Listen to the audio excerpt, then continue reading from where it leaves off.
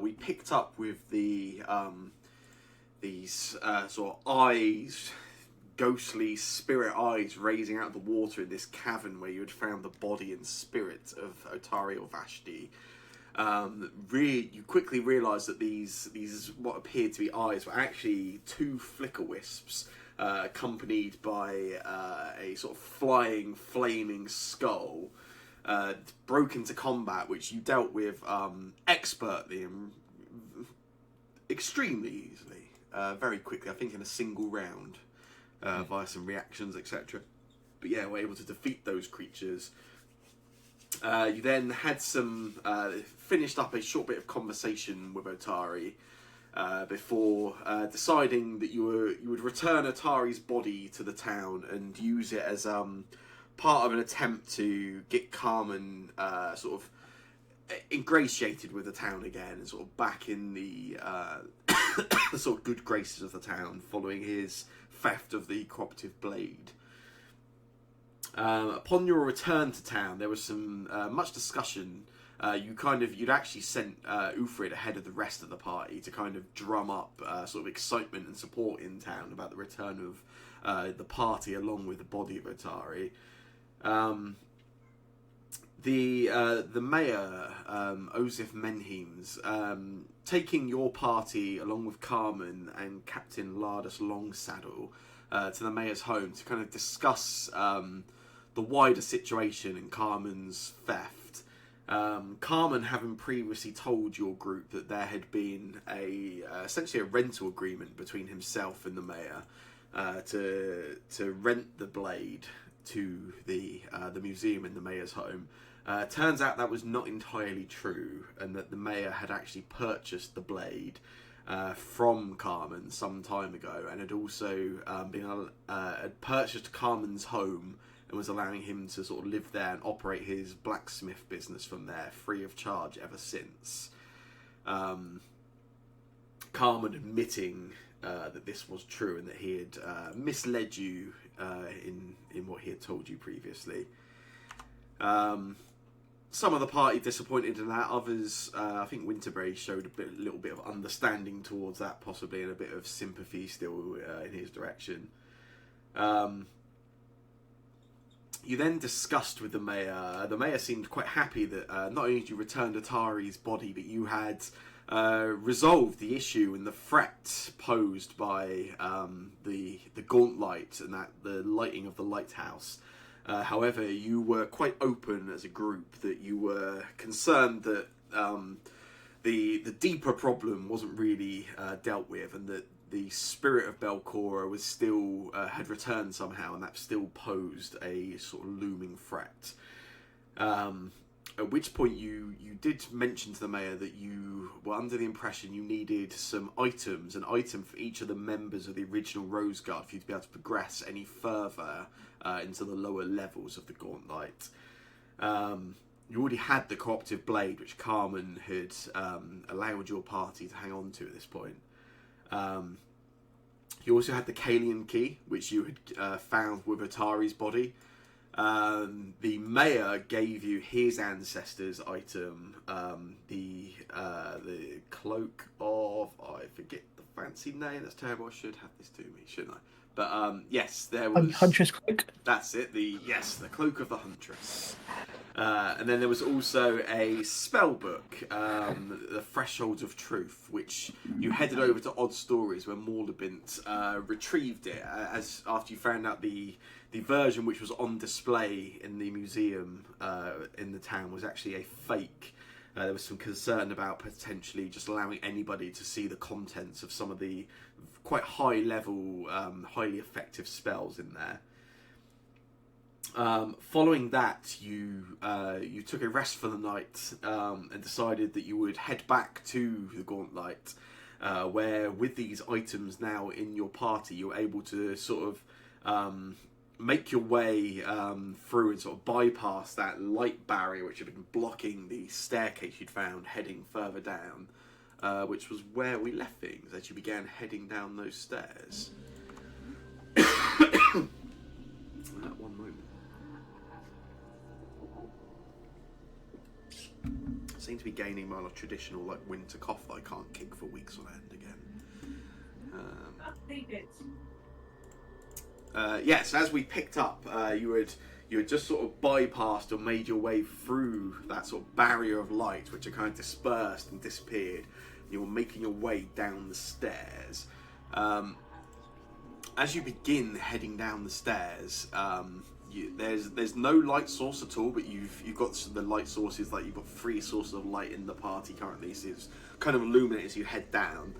As you begin making your way down, you can start hearing. You still can't see the bottom of this staircase. It seems to just keep heading further and further down. You suspect you've probably gone down a good 20, maybe even 30 feet of stairs at this point. Like, you've gone down probably deeper than some of the previous levels, the sort of depths you've sort of gone between each one. As you begin heading down this one, you can hear conversation, like chatter. You can hear a few voices coming from down below. If I can get, I'll just get everybody to make for me a perception check. A secret perception check as well, just to be clear. Lovely.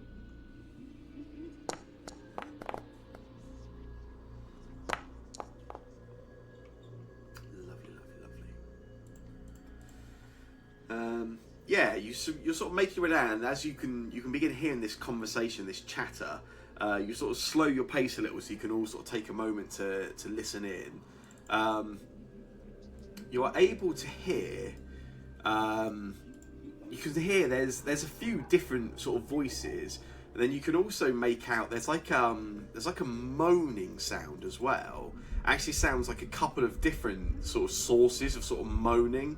Not even not like the pain you heard previously when you found Lasda sort of tied up and restrained at the bottom of the Gauntlet Tower. More like almost like a moaning, like a sort of dejected moaning rather than sort of anguish or pain. As you are listening out to the voices, you can probably pick up at least 4, 5, maybe even 6 different voices. They are all speaking a language that I think your party can speak. Let me double check on that. Yeah, one member of your party, only Uthrid, recognises this language, but there is these voices are all speaking Aklo. I'm gonna roll a perception check for Uthrid quickly. Aklo is the undercommon equivalent, right? Yeah. Am I right in saying that Uthrid's the only person who can speak it? He is indeed. Typical. But Thanks, luckily, Jake. I think I roll better than Jake does. So Uthrid is able to not only listen to it, but sort of pick up enough of it to recognise. So yeah, there are sort of 4, 5, 6 voices all speaking in Aklo, but they're not actually. This isn't like a conversation. These aren't voices talking to one another. They're almost talking over each other, and they're not even kind of like conversing or replying to each other. There's just like 5, 6 different voices, all sort of just talking away. None of which you have any connection in what they're talking. They're not pausing and allowing each other to speak over or speak. It's sort of in conversation. It's almost as if you're if you had 6 YouTube tabs open playing at the same time, just kind of all talking over each other, but all in the same shared language.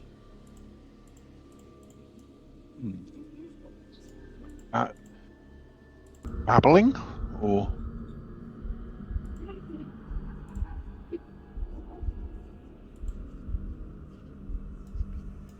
Can Uthrid make out what any of them are saying? Yeah, he sort of listens in a little and pays attention. It's quite hard because they're all sort of talking over each one another and they don't really pause, they just keep going. But as he can sort of focus in on one of the voices in particular and try to pick it up. This one seems to just be it's almost like repeating directions. It's up, up, left, up, back down, right, blue, green, yellow. And Uthred listens in. He sort of repeats, as he's sort of paying attention, he repeats the words out to each of you. And then Uthred turns to you and tells you, thanks to his exceedingly good result, this seems to be entirely random. There seems to be no. It's just saying directions and colours constantly, but there's no pause, and there doesn't seem to be any kind of repeat in the pattern or anything. It just seems like gibberish. Actually, I believe that Bunk has learned that this is some esoteric ritual called the Konami Code.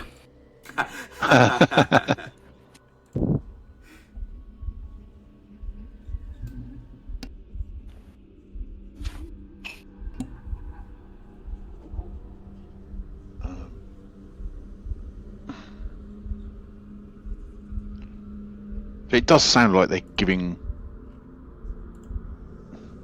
instructions.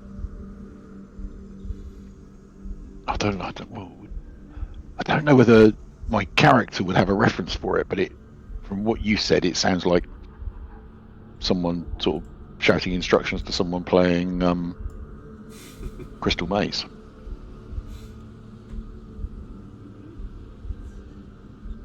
But what if we try going downstairs really slowly and trying to see what they're doing? I think that's all we can. Anything past this point is most likely going to be not. Is there any light here other than the light that we can't see? have? As you sort of look a bit further down, you can't see any light at all. There's not a single flicker beyond where your light sort of fades out. I wonder if we should dim our light. Can any of us see in the dark or dim light? I think I.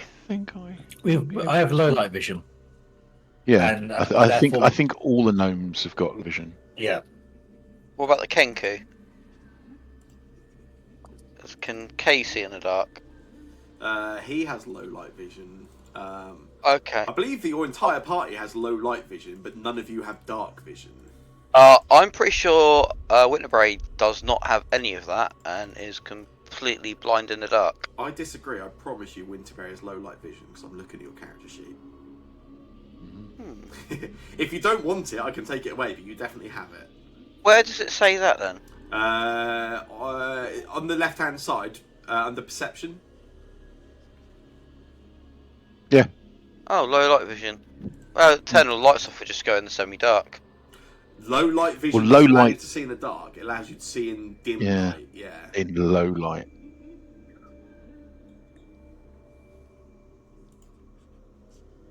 Well, shall we? Who's got an Everlight crystal? I do. You've got an Everlight crystal. I have a Wayfinder, which has one inside of it, I believe. Does does that. No, it doesn't. I can cast light with it. It's not quite the same. Yeah. I have an Everlight crystal. Yeah, I think I gave it to. Should we do something like maybe extinguish our light spells and then have the Everlight crystal sort of at the back, quite a long way back, and then use our so that there's enough light for us to use our low light vision. Does that work? You could certainly do that. Yeah, that could work. So 8 seconds. I think being a bit careful, I think that Kays and I should lead the way down, and the rest of you should be maybe 15 feet behind us. There you go. Or maybe Is that maybe one-handed further. the crystal, right? Yes. Yeah. Cool. And if you can maybe shade it a little bit so that it's not. Yeah, I think the Everlight crystal even specifies that you can. You can't be extinguished, but it can be covered. So you can kind of like cover it with a bit of your billowing cloak or something to sort of just keep it as dim as possible. Keep it as dim as possible. Oh, I definitely have my cloak to do that. You have the most dramatic billowing cloak. Can I try and do it underneath the green dagger to make the room look like a dim green light? Yeah. Oh, yeah, definitely. I'll allow it. Yeah. I think that can work. So it's like a green light. Yeah. And- Sounds good. And no, Uthrid, I don't think you should play your bagpipes. Make it so that people can't see us. It would be him, not us. Yeah, and then I guess like that we'll advance down a bit further. I would like to be using the whatever action it is that means my shield's already raised. Yeah, you've got your... Yeah, that's cool. Yeah, so... I'm gonna walk 10 to 15 foot closer to my brother than he'd asked us to walk. So I think that might be directly behind us. No, you said. Oh, sorry. I meant 5 to 10 foot. Yeah. Sorry. Just a little bit further, that's fine. So you sort of make your way down the steps. As you get a little closer, that sort of light is just illuminating. You can hear the voices and the even those sort of that moaning noises.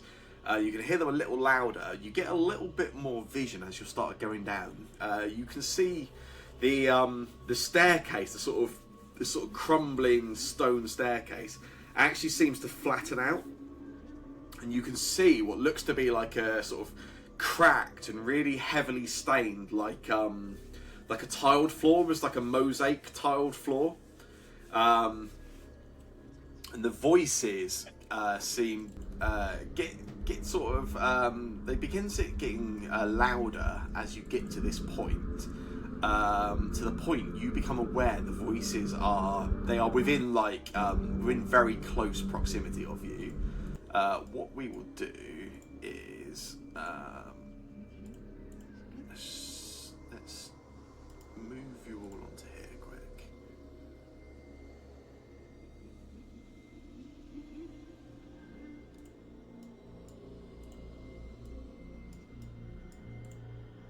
So yeah, you can, as you sort of make your way down a little, you can see you got that sort of like stained, cracked mosaic tile floor, and you can see there is it's just not only sort of 15, 20 feet from the bottom of the staircase.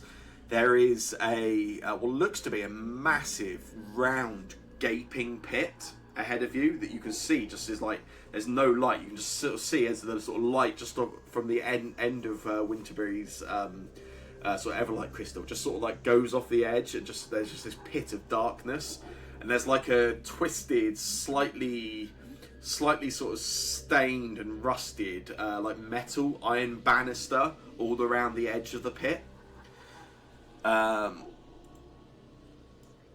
And yeah, you are, as you sort of get to the bottom of the stairs, you are kind of overwhelmed by the sound of those these voices and the moaning taking over. What we will do is we will drop into initiative at that point. We can sense something, I think, some creatures. So yeah, you can make enough out of the sort of sound that you know these creatures are nearby, the sources of some of this noise. Excuse me.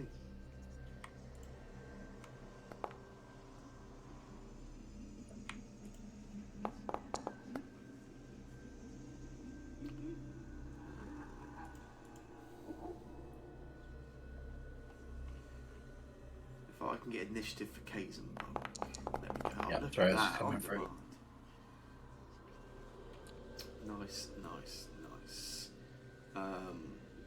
Suspicious Mr. Winterberry at the back there. You are top of initiative as your party sort of begins to make its way or getting to the bottom of the stairs. Have they noticed us? I'm guessing they have overall initiative. You don't, as far as you can tell, it doesn't seem to be a change. I may break into initiative because you've got to the point where you guys, the sound is loud enough at this point that you're kind of aware that these creatures are right beside you, but they certainly haven't given it any overt sort of recognition of your presence, no.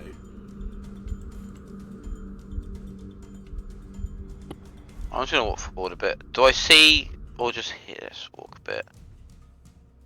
Can I see what that is there? Yeah, you can just about see this creature down here. You recognise this creature. You've encountered one of these previously. This is a grofflet. You encountered one of these that appeared to be kept. It was being kept as a pet by the leader of the Morlocks. So I'm gonna just look at the in combat to get a better remembrance of them. Yeah, well, good. Yeah. You guys did gain a fair amount of information about them previously, actually. As a reminder, these are flesh warped creatures, so these aren't naturally occurring creatures. These are creatures that are created by basically experimentation and manipulating living creatures. They are living experiments. So they're not good then. Yeah, go on. Okay. I think the in combat thing has given us a little bit of a spoiler for one of the ones that we can't see. Oh, it may have done. But that's okay. Fine. To be fair, the initiative roll also gave the other thing a threat. Yeah. Oh, did it? That's I didn't notice that. Well, I've learnt a new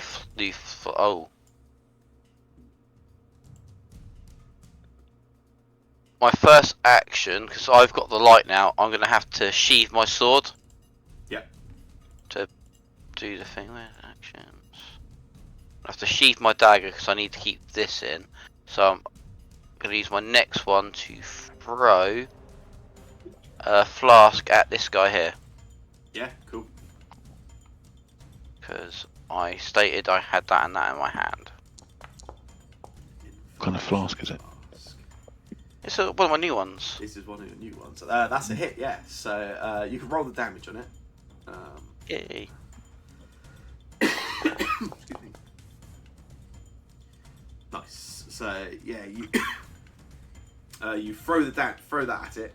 It does 8 damage, but it also then gains the effects of this. So as this what was this? It was a mod rogue, wasn't it? Yeah.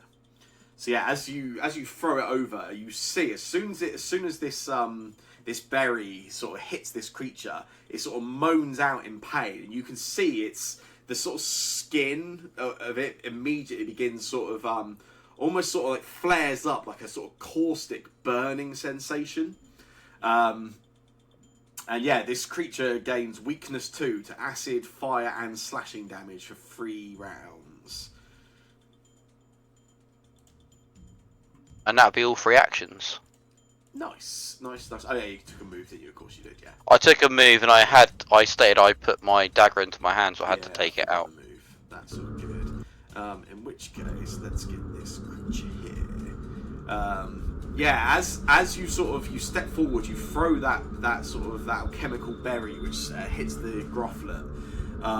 The grofflet sort of moans out and whines out as it hits, and then that gibbering set of noises of different voices you hear, they all get louder and start sort of speaking up over one another really quickly, and you hear that it's just this like absolute blur of different voices all speaking over one another,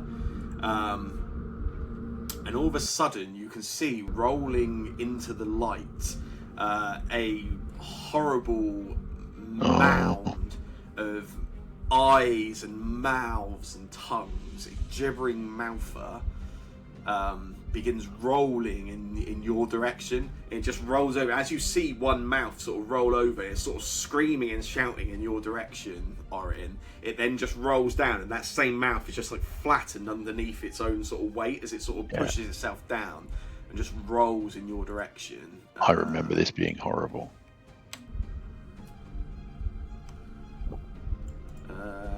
And yeah, that is as far as it can go.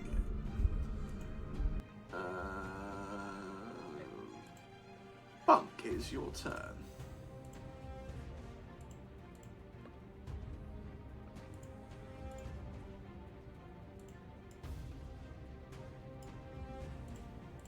Yeah, 1 second.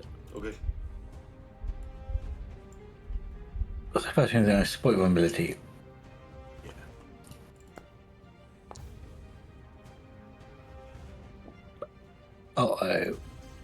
I was thinking, yeah, I felt that, didn't I? Ugh, it's annoying. Okay, fine. That's also always a good time to remind myself that I need to give you all hero points. Everyone's got a hero point. Lovely.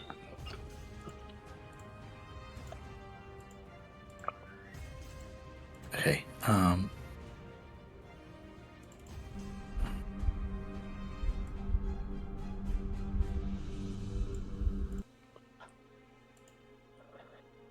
Yeah, and that's a new fling magic, I think. Yeah.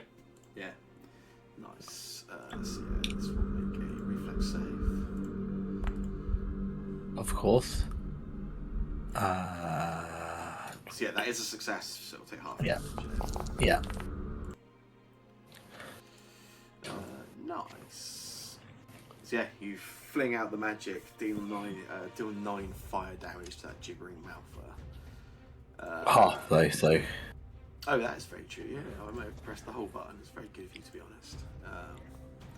There we go. It is Ufrid's turn. If anyone has a strong feeling as to what Ufrid would do at this point. He does the same most goes. He has a little song. Yeah. I guess the. Would he do the one? He's got two. One is +1 to hit, and the other is something else. I think one is +1 to hit and damage, the other is +1 to AC. So it's whether you guys want to hit hard or defend hard. Do we know what he does the majority of the time? I think he normally does the one that gives you the pluses to hit and damage. I'm pretty Then certain. Yeah. I will go with that as well and say Yeah, that's what he normally does. I would agree, and do that thing where he tries to linger it or whatever it Yeah, is. the lingering composition. Yeah, that's cool.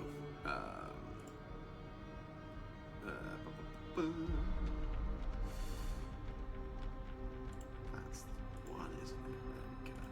Courageous Anthem. Ooh. Tell you what, Four Jake, rounds. you can stay at parents' evening. Yeah. Yeah, he sings better than he's ever sung before, apparently. Giving your courageous anthem for 4 rounds. Does leave Ufrid with 2 actions remaining.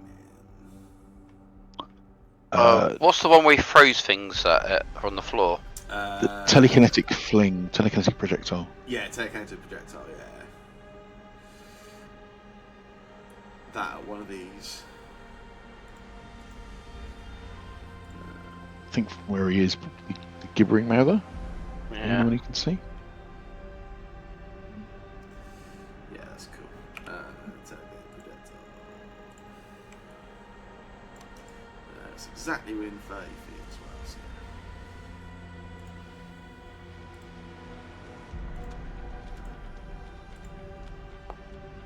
well, so. Ooh. Oh, mate, Jake, you just stay where Yeah. you are, buddy.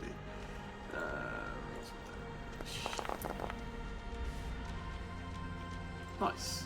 So yeah, Ufrid begins sort of singing that composition, giving you all the bonuses to your attacks and your damage, and then just uses a telekinetic projectile to send some sort of rocks and stones at that gibbering mouther. Orin, it's your turn. Oh.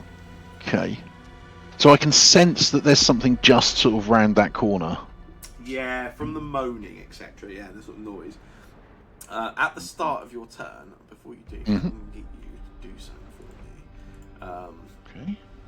As this sort of moans and screams, these sort of moans, there's sort of this depressing moans from the Grothlets are going on. You were a bit closer at the start of your turn than Bunk and Winsbury were. If I can get from you, that will save, please. No problem. Yeah, okay, fine. Yeah, nothing happens to you. Yeah, try and influence me. That's not going to happen. I remember the gibbering mouth as swallowing people. Yes, I believe Ufrid, possibly. Somebody definitely. I think so. When they were closer together, it did multiple people in one go, so I think we need to spread Yeah. out as well. Well, I will use defensive advance. How do I actually do that as an action? Defensive advance. Oh, okay, comes up there. Does that actually no, that hasn't actually triggered it. Yeah, No, I don't is there a way think of actually triggering it? I don't think it actually. No. Yeah, you just play the. In which case, individually, yeah. So defensive advanced, I will raise my shield as part of that. Then step forward just 5 feet because I'm a little bit wary of getting too close to that gibbering mouther. Oh, does that mean I can't see that brothel No, around the you corner? can. Yeah, I think you can. Okay. And then I will target the brothel. I don't actually mind if it decides that it doesn't want to give me the. But I'm going to get 2 actions for this. Actually, if I can change that slightly, Yeah, the first thing, because that's 2 actions, the first thing I'm going to do is cast light. Yeah. Okay. Yeah. On my space, willingly letting it, because it's. Oh no, light is 2 actions. I'm not going to cast light because it's 2 actions. Okay, in that case, ignore that. Step forward, step to there, target the thingy, and strike with the. Ooh. Oh, failed the flat check because it's hidden. That's annoying. Yeah, it's not illuminated properly, unfortunately. Well, that's okay. So that's 2 actions, and then the third action will be to try. I'm going to. Orin looks at the gibbering mouther and shouts at it to back away, fiend of darkness, or you will face Lathander's wrath, and I will try and demoralize it. Whatever that action is called. That is demoralize.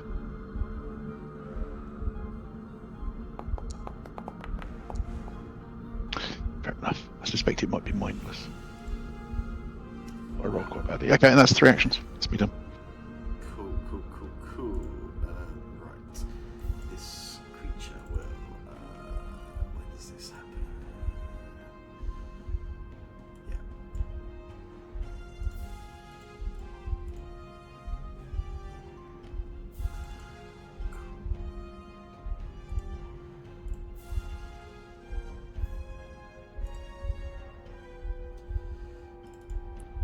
Yeah, this will.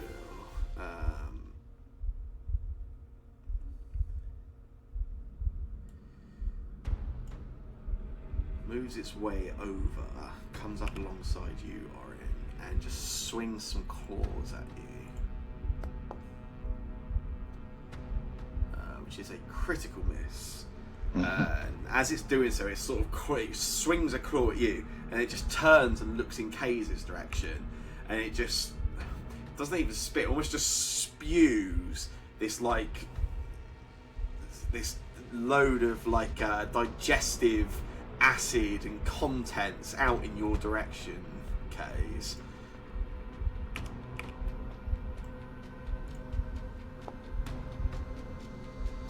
Which, you sort of step back a little as it sort of slowly makes its way forward, just spews in your direction.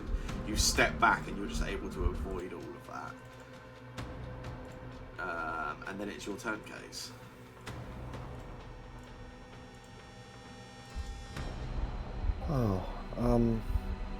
That wasn't very nice. Is it this one here? The one that's attacked you is this one here. Sorry. That's also the one that Winterbane put the weaknesses on. Oh, well, in that case. Weakness is slashing, if I remember correctly. Acid, fire, and slashing. In that case, give me a sec. My thing's been a bit dumb. Am I able to move?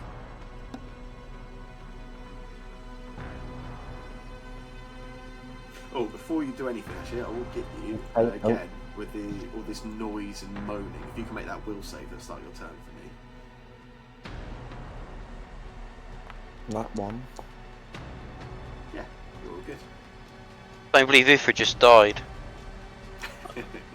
Yeah, I know. What we're going to do, one R.I.P. logic. Well, I mean, it was a good run. Yeah. What the fuck have I just walked into? Oh! Shit. He's here. Oh, no.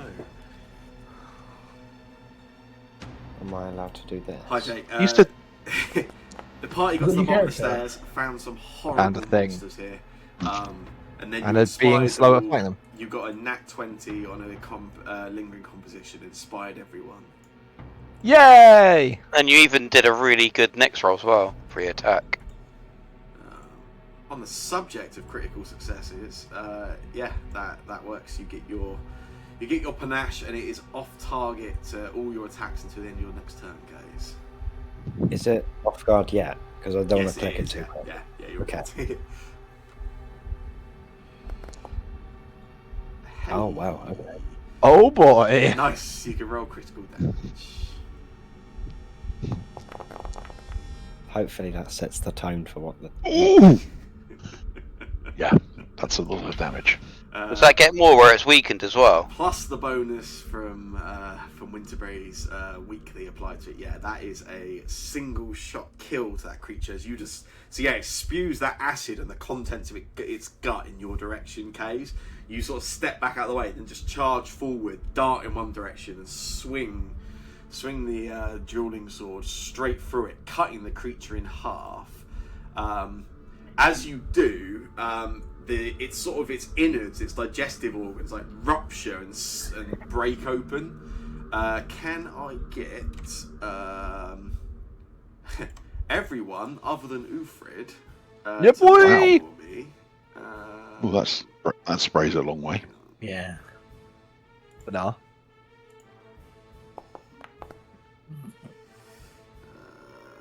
Hmm. How do I do this? Like that, I think. But to be clear, I'm an hour late and all you've done is walk down a staircase. I was pulled up. I was late due to some work stuff. Phil was late.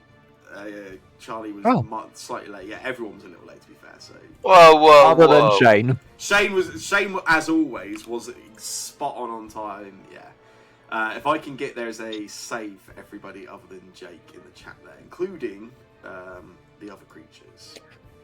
Mm. Ah,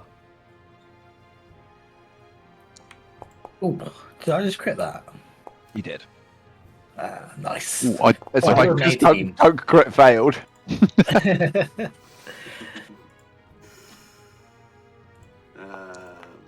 So let's have a look. So I don't know if I've rolled yet. I can see the thing. no, you haven't. Clicked on my name, but it's not rolling. You have to Click on on the the little- dice icon on the just to the right of your name. I have, but it's not working for some reason. If you can click it and roll Yeah, I it. can do, Yeah, you're rolling well tonight, so. yeah. Yeah, apparently. Oh so. yeah, you are. Yeah, let's hope that keeps up. Right, so. Oh, I'm an idiot. I know why I wasn't rolling properly. Why? The screen popped up in a different bit, didn't it? Okay. I've got multiple on my screen now. Excuse me. Yeah, this creature succeeded, so it takes nothing. This creature critically succeeded, Bunk critically succeeded, Winterberry, everyone other than Orin is unaffected. So yeah, the internal digestive organs and anything this creature has been eating sort of spew out all over everybody. Orin, you do take 5 damage. And you are also hang on, you critically failed it, didn't you? Take 10 damage instead, and you become sickened 2. Mm. Yeah, Kate, that was all 3 of your actions, wasn't it? Yeah. In which case, this creature here will swing its claws at Orin.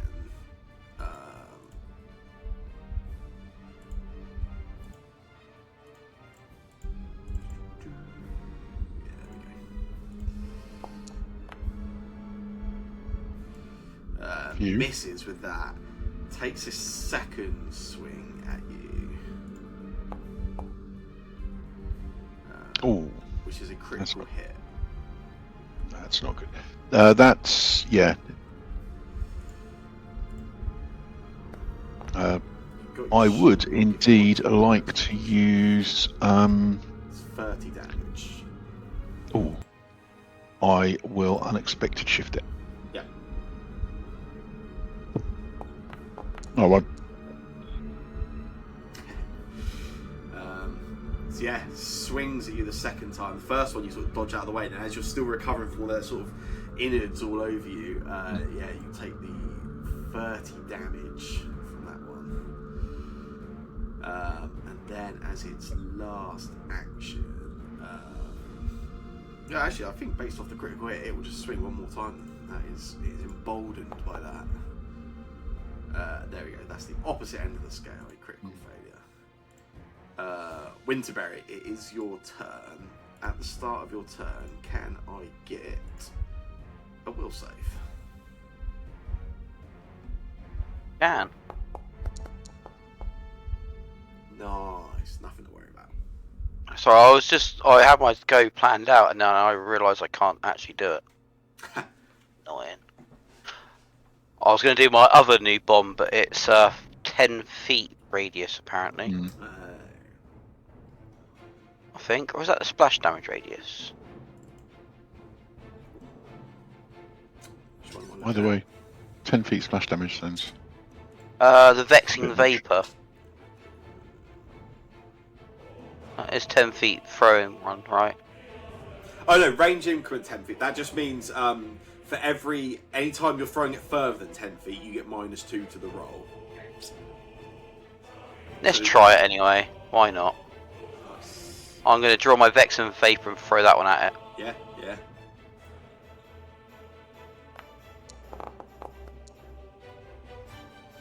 Yeah, it hits. Thanks to that courageous anthem. You're welcome. So, Also, it has an interesting one to it. yeah, so we do the damage. So the damage goes through on that. The splash goes through on the one adjacent to it. And then it also does.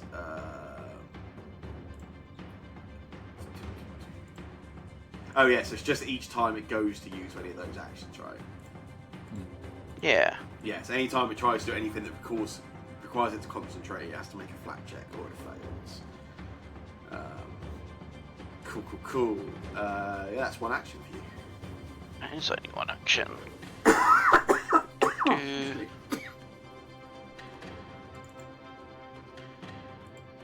I want to do anything else.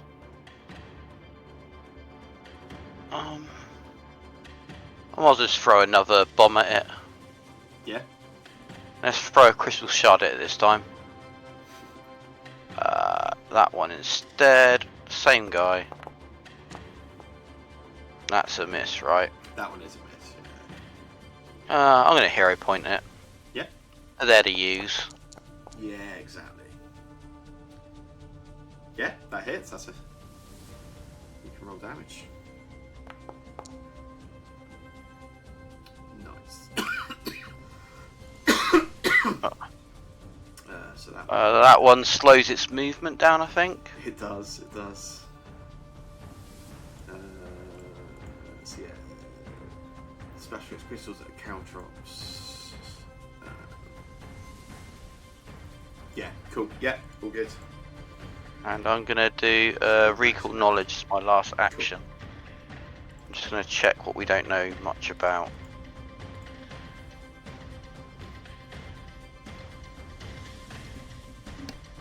I'm gonna recall knowledge on the glibbering mouth I've just hit twice. Yeah.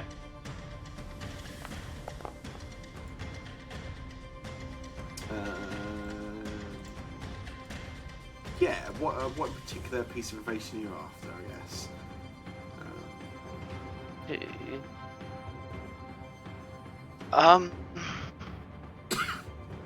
Can I find out about its that it swallowed people up last time? Is that like its movement or something? Or You guys have already got the information for that because somebody recalled knowledge on it last time. So that's the engulf feature that's on its character sheet. oh, Should cool. already be revealed to you, yeah. Yeah. So I've seen that now. All good. All good. Can I? I think something different on it 'cause it's got some. It's resistances. We don't know. Why not? You don't know anything about resistances, yeah. You want those, yeah? Yeah, go resistance. That's cool, yeah. It has no resistances. So yeah, any damage you've been putting through, it all looks like it's effective. It doesn't look like it's sort of ignoring anything particularly. But I think you already know about the. Oh yeah, you already know about the weakness it has, don't you? Yeah. But yeah, it has no Yeah. resistances. Yeah. Weakness of bludgeoning.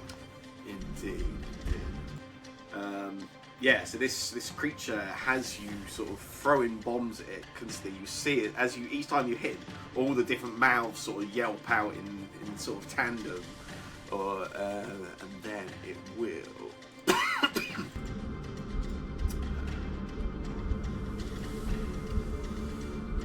Let's get it to do that. So...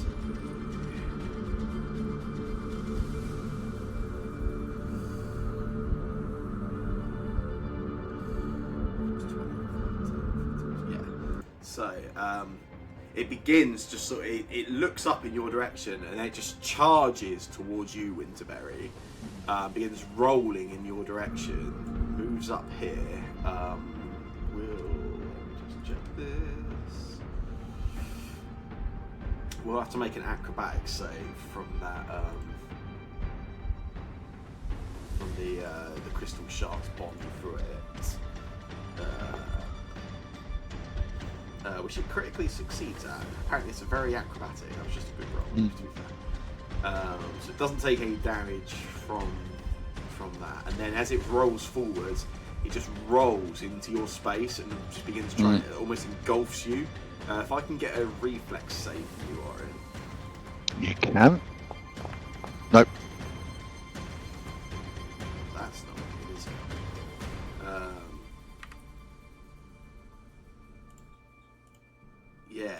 You guys all see as it rolls forward, Orin just sort of disappears inside the mass as the creature, as it just sort of engulfs him, overtakes him. And yeah, it carries on sort of rolling in your in the direction towards you. I just moved everybody. It should just be jiggering that. Continues moving in your direction, Winterberry, and tries to do the same to you. If I can get a reflex save from you.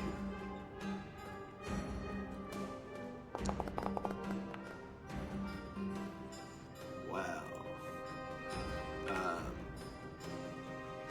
Yeah, as it sort of charges up in that direction, it move this is the right space. Yeah, but you then see Orin sort of disappear inside of this sort of mass of that creature, and as it carries on rolling forwards, you hear a quick sort of struggle from Winterberry as it engulfs him too, and stops in that space. Am I currently inside the monster now? Yes, you are both inside of this monster. Yeah. That means the room goes dark because I had the only existing light source. Very honest of you, Winterberry. Very, very honest of you. Yeah. If I'm in dark, everyone's in dark. But me can see inside because there's light. Yeah. Yeah, you guys can see. Yeah, you see as it sort of engulfs Winterberry, the room, all the light in the room just drops, and you are instantly, the rest of you, unable to see anything. Then the Malfa will. Yeah, it then just swings. One of its many jaws just sort of bites out in Bunk's direction. And that is a hit.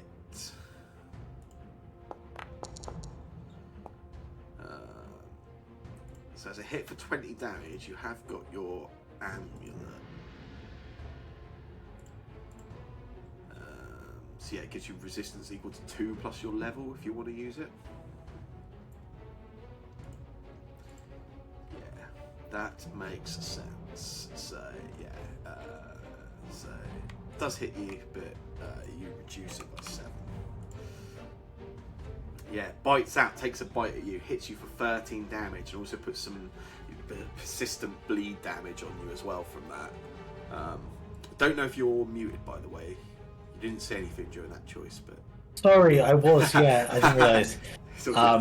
I just said that it's my first time of using amulet, which is quite nice. Yeah. But also, that's a lot of damage, because it would have been 20 damage otherwise. Yeah. Big oof. Yeah, with its... Oh, hang on, yeah, I guess it is, doesn't it? Yeah.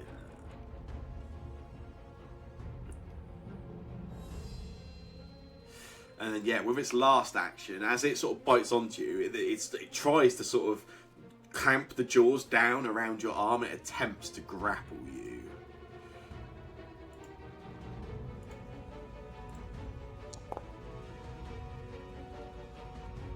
which it does fail at doing. So yeah, it tries to sort of bite down and grab your arm and keep you sort of restrained, but you're able to sort of pull away from it. So it is Bunk's turn. Just to remind you, I don't know if everyone remembers exactly how the engulf worked previously. Excuse me.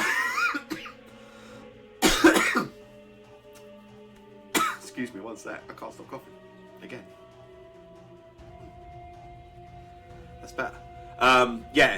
Creatures that are engulfed can try to take an escape action to get out. The other way is creatures have like a rupture value. So if they are dealt slashing damage equal to their rupture value, then basically anything that is inside them gets like broken free. It's Bunk's turn.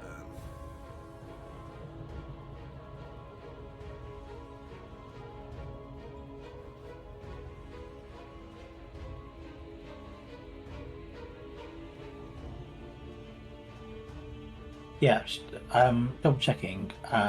Bows don't do slashing, do they? They'll do piercing, I'm assuming? Yeah. Yeah, fine. Do I have a short sword though? I could try to slash at it.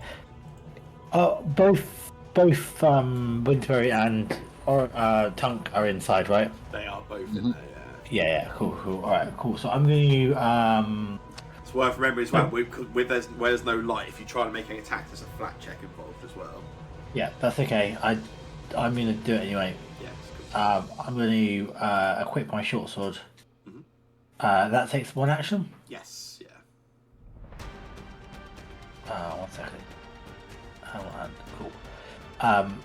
Which means I need to put something down, which is going to be the wand. Actually, I don't need to. What you got? No, I don't need to. I've got a wand in one hand and a short sword in the other hand, I think. Yeah. Maybe I was technically. No, I think I was technically my bow and. No, I don't have a bow in my hand either. I don't know. Yeah, I think the bow was out, but I've just sheathed it. Yeah, that's fine. Cool. And then I'm going to do a slash. That is a failure, unfortunately. Yeah, that's okay. So I'm going to do another slash. Yeah. That's a map slash. It would be, Yeah. Fuck. Consistent, if nothing else. Yeah. Oh. Okay. Cool. Then at the end of your turn, you've got some bleed persistent damage on you as well. Yeah. So I get to recover, right? You get to make a potentially recovery check. Well, I don't get to recover, obviously, but... Ufrid, it's dark and it's your turn. Fuck. Yeah, it being dark changes things for me. And I don't really want it to be dark for everyone, so I'm probably going to have to just boringly make some light up here, aren't I? It's dull. So let's go for it. I will cast light.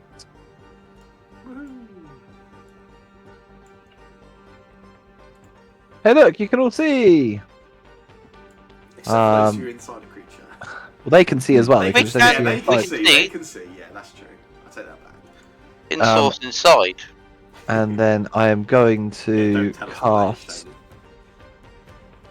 I'm going to cast shield on Bunk Oh, thanks. because I'm magic, so I can cast it on other people.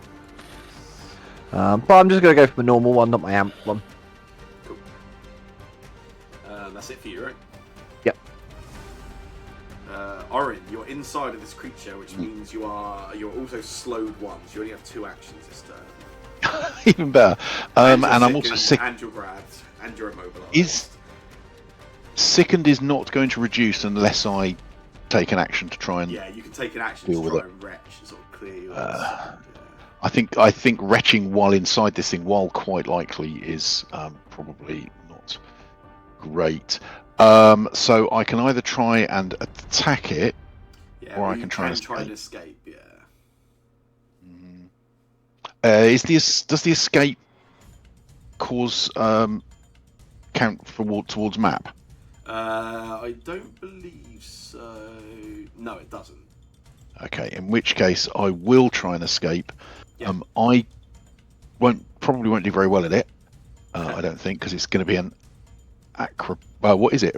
Acrobatics or athletics? I think you get to choose.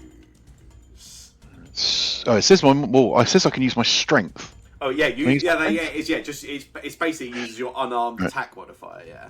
Yeah. Okay. And what I think, because of that, because I'm wearing slick armor, I can, if I was doing a acrobatics check to escape, I could get +1, but I guess probably not. Yeah, I Because guess not. Yeah. So, but still, I will take that. So yeah. So first of all, I will just try and get out. Cool. Cancelled as maybe I have to target. Oh yeah, I think maybe you have to target. That does sound right. Yeah. So it's against its DC, Yeah, there we go. Not with that I did roll. not manage to get out. And then secondly, I will just try and hit it. Cool. Ooh. A bit more successful. That's a critical hit. You can roll Yeah. some critical damage.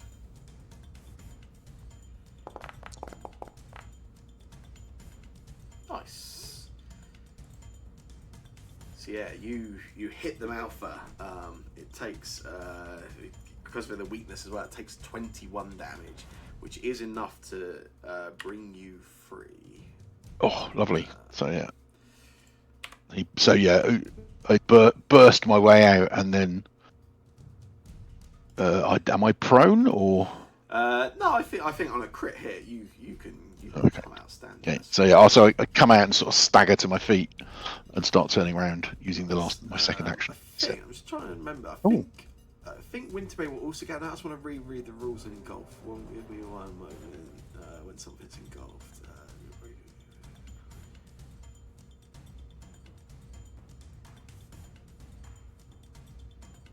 Yeah, Winterbury also would get free from that. Oh, nice. So Winterbury, you'll get spat In which out case, of do I also get my critical specialization that it's telling me about? Yeah, I think so. Yeah, absolutely. Can I knock it 10 feet back down the stairs? Yeah, do you want to come out in that place instead? Yeah, perfect. Yeah, absolutely. Yeah, so you both sort of roll out of it, and as you do, you're able to see it sort of rolls back down the stairs slightly as it sort of loses its balance there.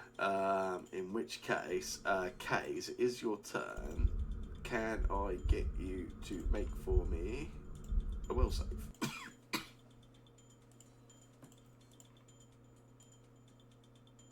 No. Oh, okay, fair enough. Yeah, fair He play. automatically fails. Yeah, exactly. Well done, Shane. Yeah. No, I'm only joking. I'm only joking. You're like, It's all good.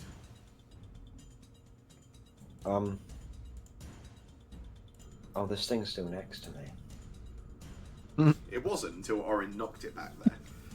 Just Well, I said, was thinking "It's you your could. problem." I was thinking you could deal with it. You think that's your Yeah, I can try. saves you having to step up to it. Never mind, I can't try.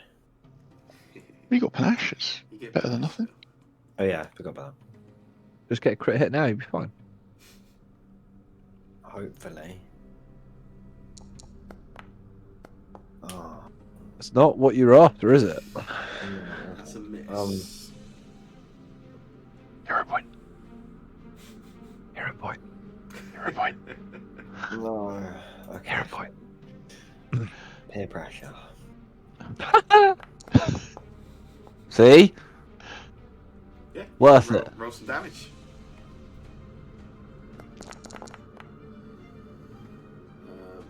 Nice. So yeah, 22 damage goes through there. That also makes it off guard for everybody until the end of Kays' next turn. Kays, as you do that, it will then it will actually use its reaction, which will. So yeah, as you sort of slice across it, you cut open, and then the bit you cut, some teeth just appear inside of it. It turns into a mouth, which just takes a bite at you. No, it doesn't. Yes, it does. Oh. Ooh. I will use my We've got a Retributive pile- Strike. We've got a pile of reactions here. So yeah, you'll use Retributive Strike. You can also use the Amulet Surveillance. They can stack if you wish. It's 12 damage it's doing, and the Retributive Strike's already negating 7 of that.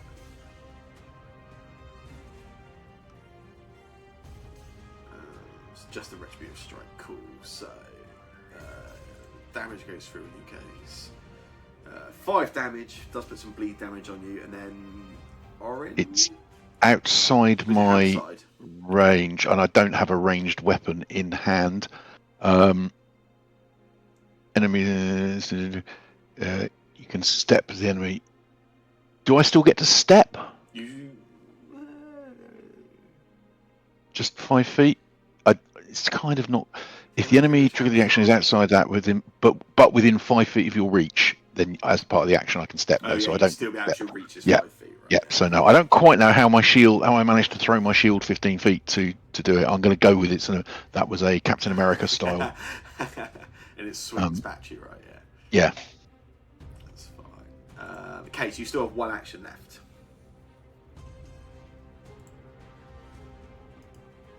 Oh yeah, I do. Can't be an attack though, because you used a finisher. Finisher. I'll do a parry. Yeah, nice. Do I just apply? Oh, Yeah, never I mind. clicked it by mistake when I was looking at the button there, but yes, you would. Cool, at the end of your turn, you're going to take some damage from that bleed. If you want to roll a recovery check, case. Okay. Where do I do that? Oh, it's that. Notice you do remain bleeding. Then this creature is going to... Yeah, it just keeps moaning. It moves over a bit closer to you, Case, then swings its claws at you. Which is a hit.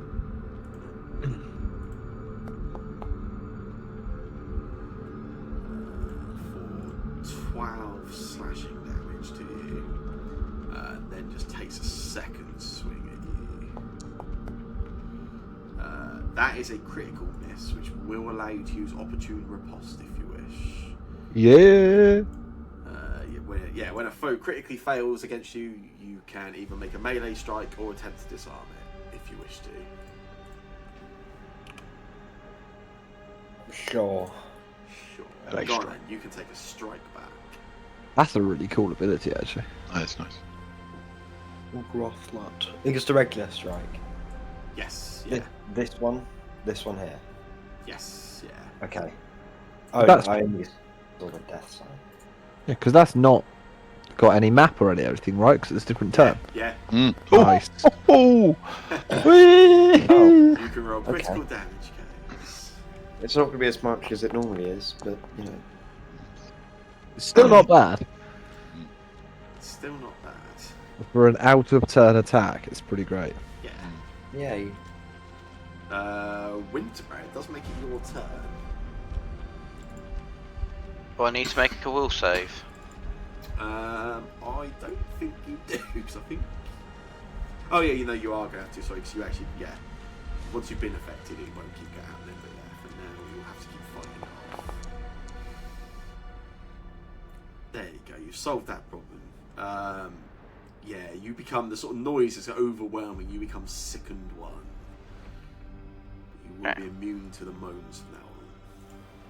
But no.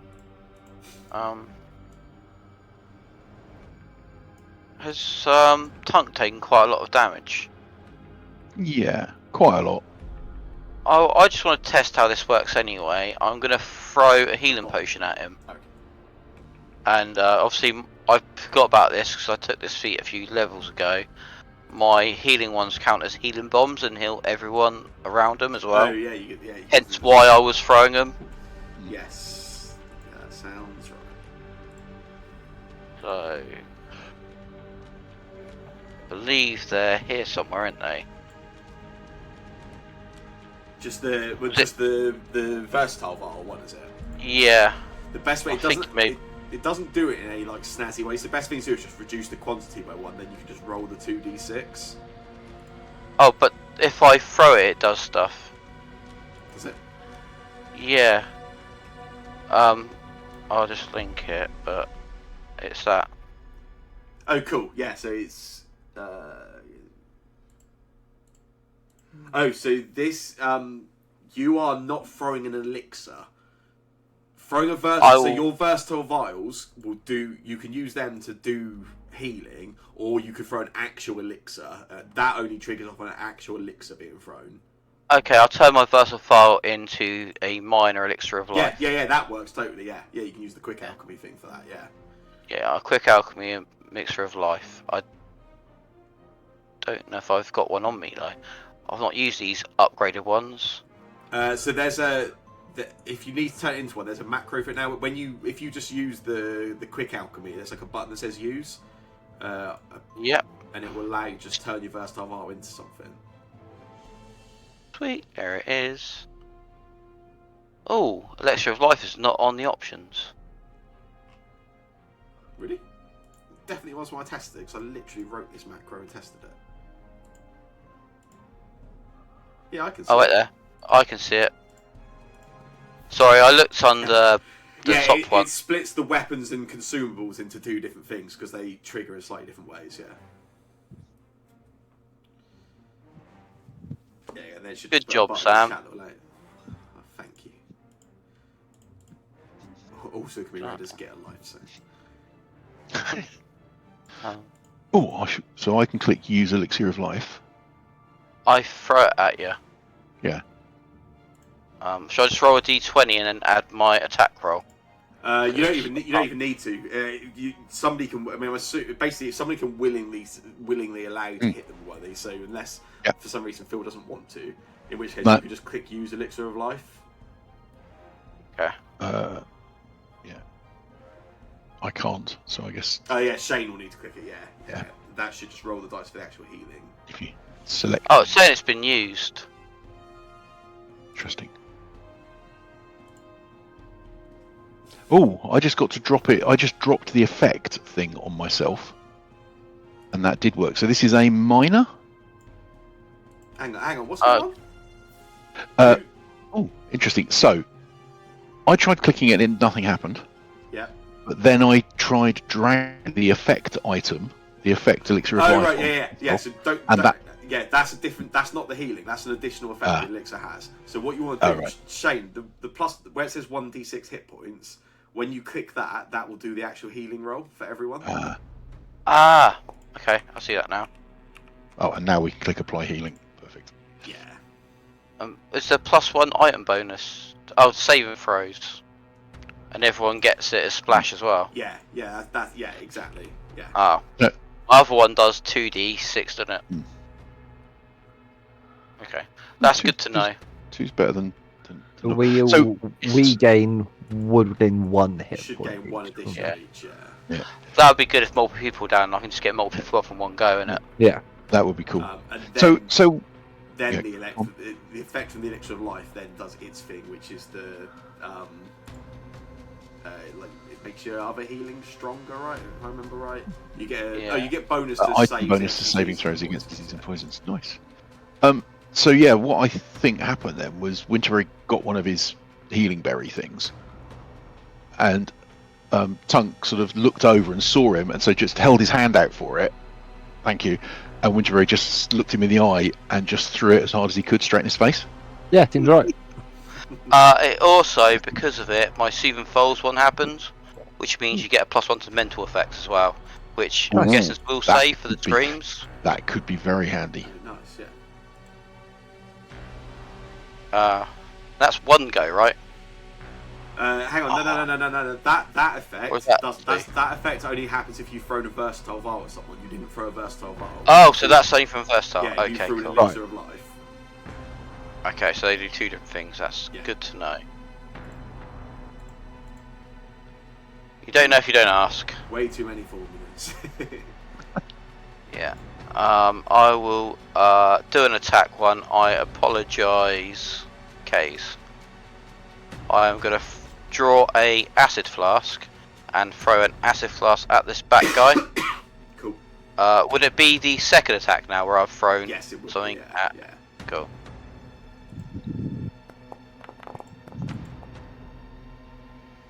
Miss. That one's a miss. Yeah. But splash damage. Yeah, we'll still do the splash damage. Yeah. So if you quick damage, and roll that.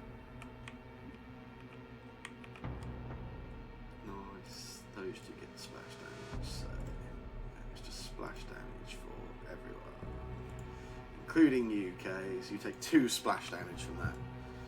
At least he can't tell anyone I hit him. Yeah, exactly.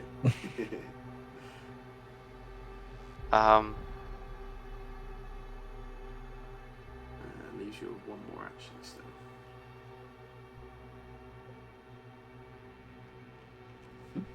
So I have...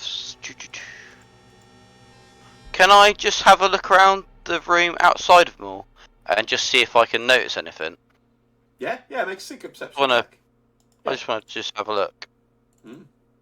Anything in particular you're looking for, or just try to take in the room as a whole? I'm just going to take in the room as a general.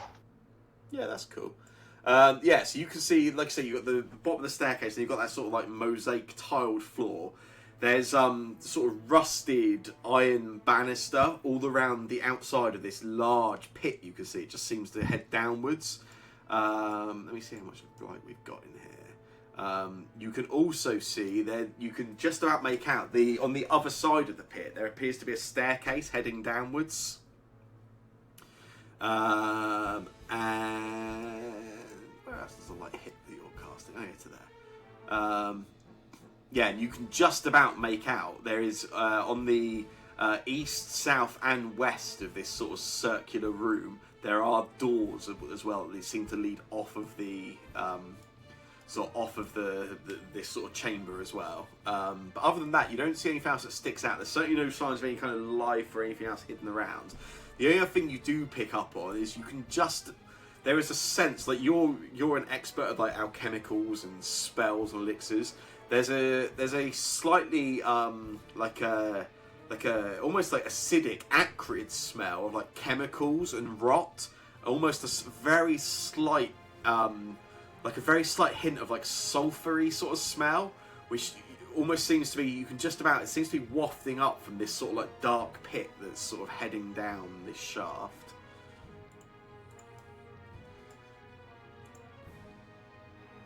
Opa. This creature will, on its turn, begins rolling in your direction, Kays. Can I get you to make for me a reflex save? Do it, guys. Cormac? Yeah. Reflex save? Okay.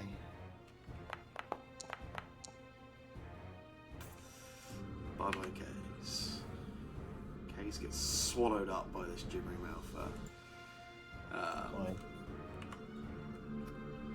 And there begins rolling up the stairs. Winterberry. Can I get a reflex save? Oh.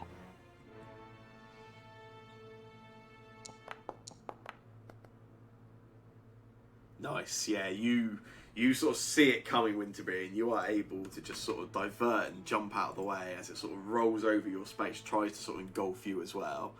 But yeah, it's just Kays which is swallowed up by this creature.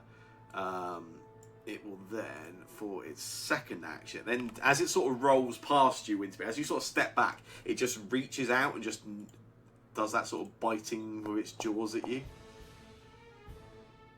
Which that one does hit.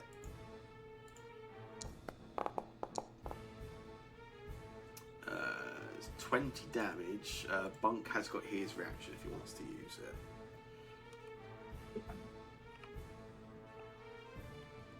Yes. Your turn's Did up I- next. It's about to refresh, I guess. Did I not use it beforehand? No, I didn't. Yeah, I'll Yeah, use it. you guys had the choice with Kays, but yeah, Oren used his, you didn't use yours. So yeah. Yeah, I'll use mine. Cool. So yeah, in that case, you get some resistance to that, Winterberry, taking 13 rather than 20 damage. And then as its last action, similar to when it was sort of bit at Bunk, you see the teeth, it sort of grabs you, Winterberry, then just starts sort of biting down into your arm, trying to sort of grapple and take control of you. And we'll do this.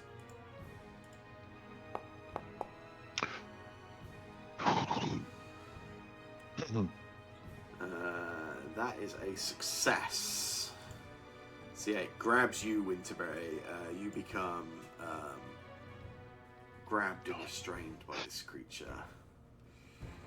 So it didn't manage to engulf him. Instead, Winterberry is now spread-eagled across one of its mouths, trying to put a cat in a bath. Exactly that. It's Bunk's turn. Yeah. I'm going to thing magic. Oh, sorry, should we target it first? That's all good. That's all good. Yeah. Let's get a reflex save for this creature. Oh, for piss sake. Nice.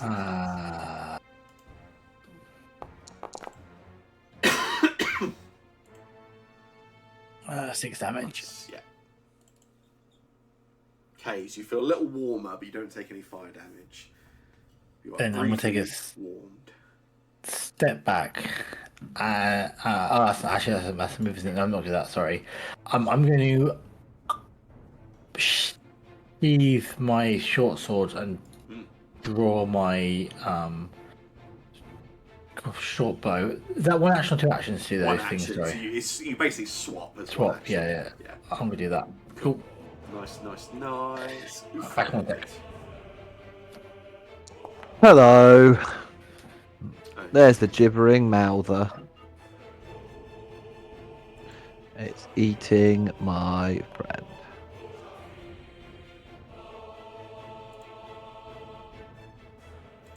So, I'm gonna cast a spell. Oh yeah. Plane shift the gibbering mouther and Kaze goes with it. No, I'm going to cast Force Barrage. Oh, nice. Okay, yeah. Gonna cast it as. How do I do this? I don't know. Yeah, I forgot you got Force Barrage. I was going to see if there's any nice way to make this work, so I haven't even seen how it does work. So I don't know if it is nicely done in the system or not. It's all force damage, right? Yeah.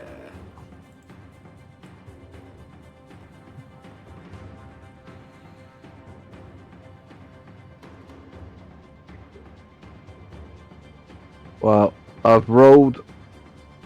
I'm gonna roll 3d4. It's +2. Then there should be an additional +2 on it. Yeah. I'm just spending all 3 actions on it. So it should be 13 damage. Oh, I suppose I should click the cast button, shouldn't I? That would help.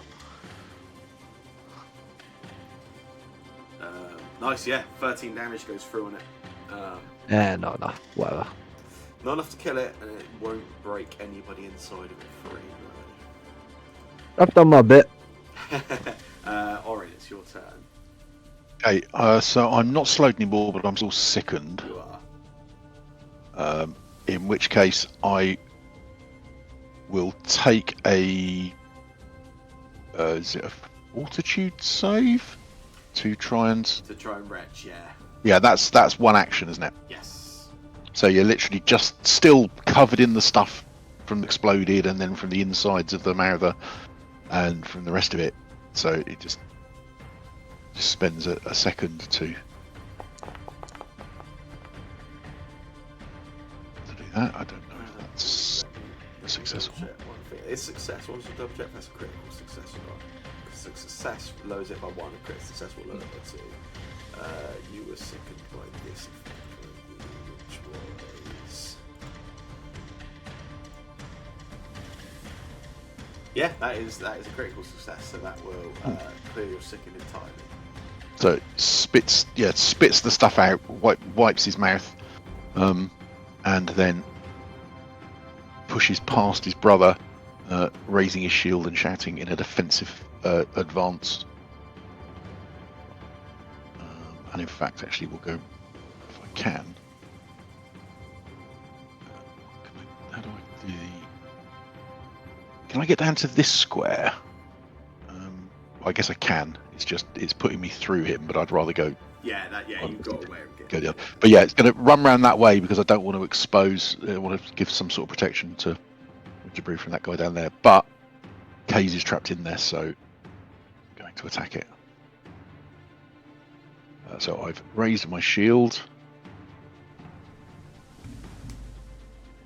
And then striking the creature.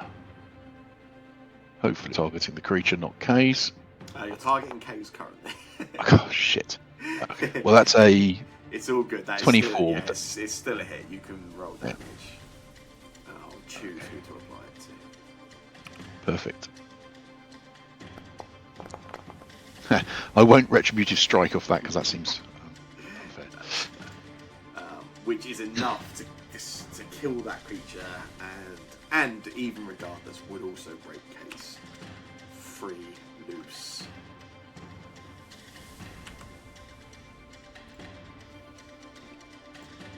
Yeah, you are free, Kaze.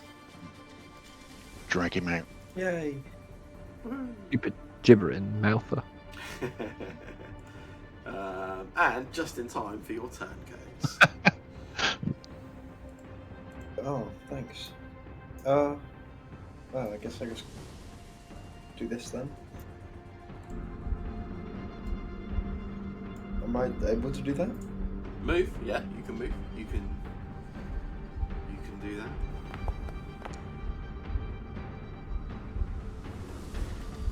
Use some panache, you put that creature off guard, hold up. Yeah. Finish it.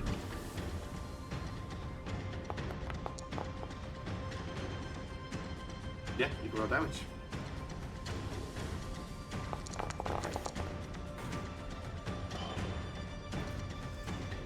And that is just enough to defeat that creature. Yay. As you do that, this creature will explode its guts up. Oh yeah, I forgot about that. Everyone Right. will range this. Joy. Let me get a fortune save for everyone.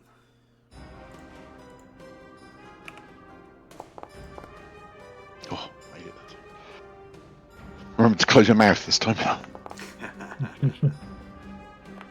Case, you don't care. I suppose you never open your mouth, so. Hey. It's just Winterberry taking the damage on that. I'm only going to second dot because we're done with this. But yeah, nice. And as everyone sort of is covered with the insides and the internal organs and of this creature, the moaning and the voices that were dominating this room sort of finally fall silent. Let's get you some XP first. That will get you 80 experience points.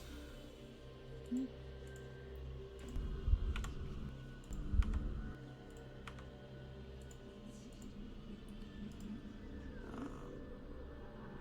obviously you guys have got enough healing and things around that the couple of bits of persistent damage around I'll just drop.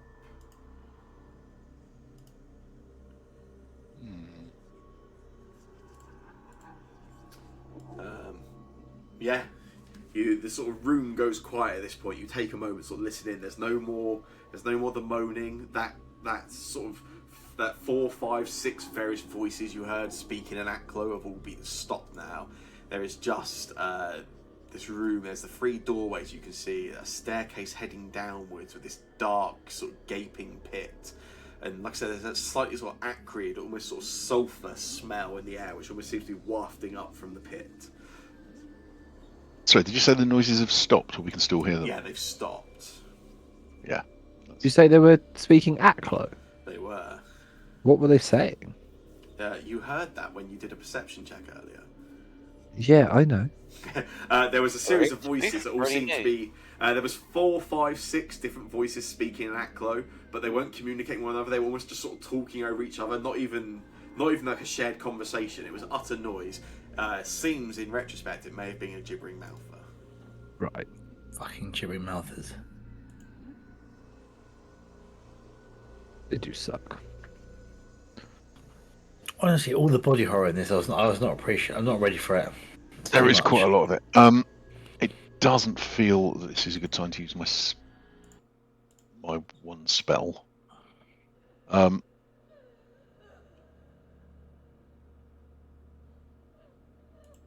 Winterberry and I look quite wounded. Who else looks? Oh, brother, Just you're do quite wounded as well. Just do our lay on hands on everyone and just get the back up and just heal everyone that way. Yeah. Well, we've only got 2 lay on hands though. At least I've only Yeah, got I've one. got 2 as well. Oh, no, I've only got 1, I think. We'll go over to my brother.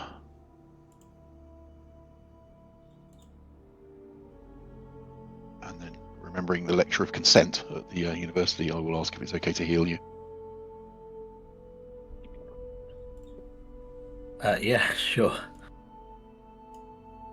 But I'm not that injured, so don't worry about me too much.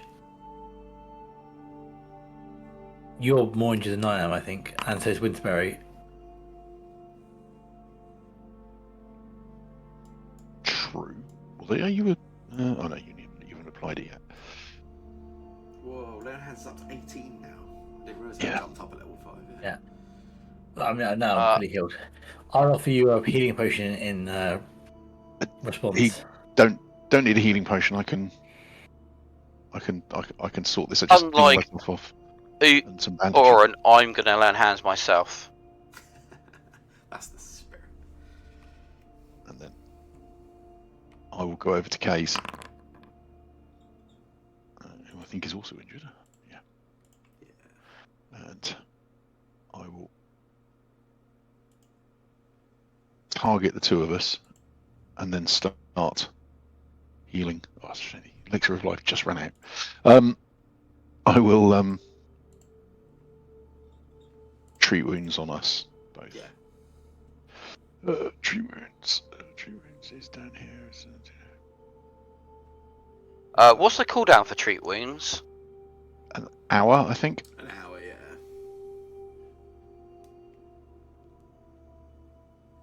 Why? You? I'm not gonna treat wounds myself. I feel like we're gonna get another combat within the next hour, and I am gonna save mine. I'm better off being. Cooldown myself. I am going to treat wounds. Use assurance. Assurance, you're boring. Yeah. Oh god. Yeah. That was boring. That was a terrible roll. Instead of that time, I'm just gonna pray to get my lay on hands back. I will get my lay on hands back as part of that as well. And then let's have a look. How are we?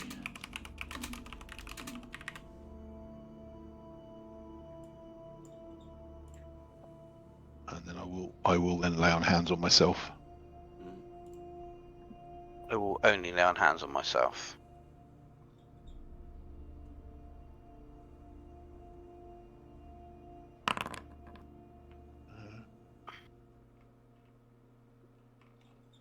I didn't actually cast it. Oh, it's because. I think you both cast at the same time, so yours is a little higher in the chat. Is it? Oh yeah. Confused. Okay, so that'll do. Lovely, healthy party. Healthier. Healthier. Can we spend 10 minutes praying and chilling out before we make our next move? Get that focus point back. Yeah, I'm up for that. Yeah. So that's sort of. So we spent about half an hour. So we got the focus point back. So we spent about half an hour. Yeah. Yeah, that's good. Recovering. Can I play a little song and have a little sing whilst we're doing that to refocus as well? Yeah, of course. Yeah, definitely. Sweet. I will I don't cast think light. you refocusing, but yeah, you do have focus. Yeah, now that I can have, now that you can refocus to gain more than just your bottom one, like it's worth it. Mm. I very rarely would get through all my focus points in a day, but now I might as well.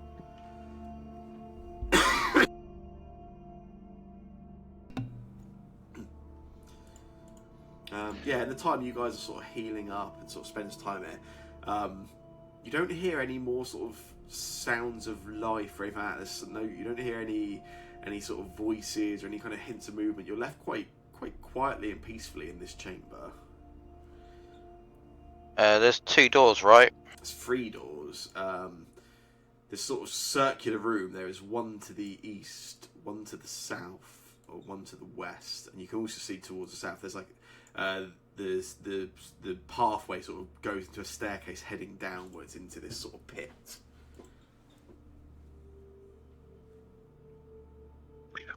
What can we see looking down to the over the balcony? Careful not to lean on the balcony. Yeah, you sort of look over, and even with your light illuminated over, you can't make out anything. The sort of light goes down as far as it does, and you just get darkness. You can't see anything. You can see even you can see the stairs themselves wrap round, circular around, and even they sort of disappear into the sort of edges of the length of your light. It seems that the distance between floors is sort of growing compared to where it has been on some of the upper floors you've been on previously. Whereas previously sometimes the staircases were only sort of maybe 10 feet, 10, 15 feet. This seems to be sort of the depth of floors is getting sort of lengthier.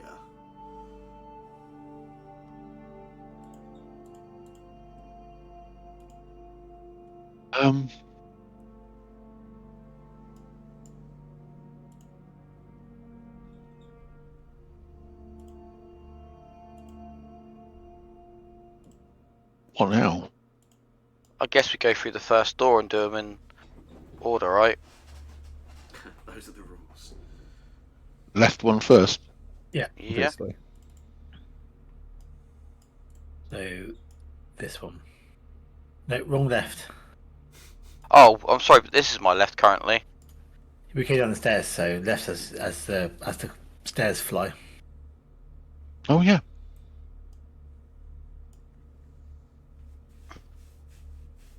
But I'm not doing it. Someone else can do it. Someone brave. I got it. Thanks, Eastwood. We just both rush there and then fall down. Hey, if you want it, you can have it. No, you can do it if you want. That's fine. I don't. Last time I opened a door, I think I got eaten by a tattoo guy. Mm. Come on, boys. I've got a good view from here. Back it out, really? Well, it's an alleyway. You can only fit one person at a time. There's no point us bunching up in that alleyway. Kay's got the right idea with me back here. We're covering the rear.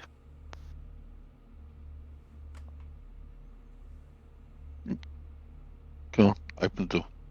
Fine. It's a hallway.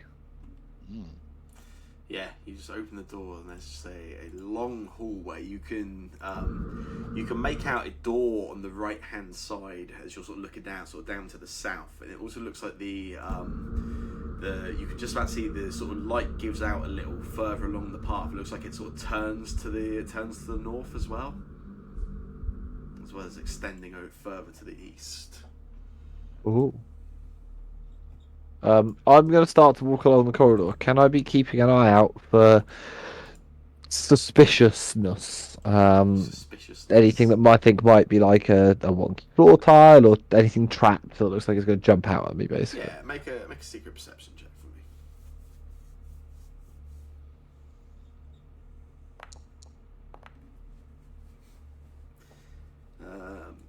Yeah, you sort of begin stepping forwards. It's lucky you do that.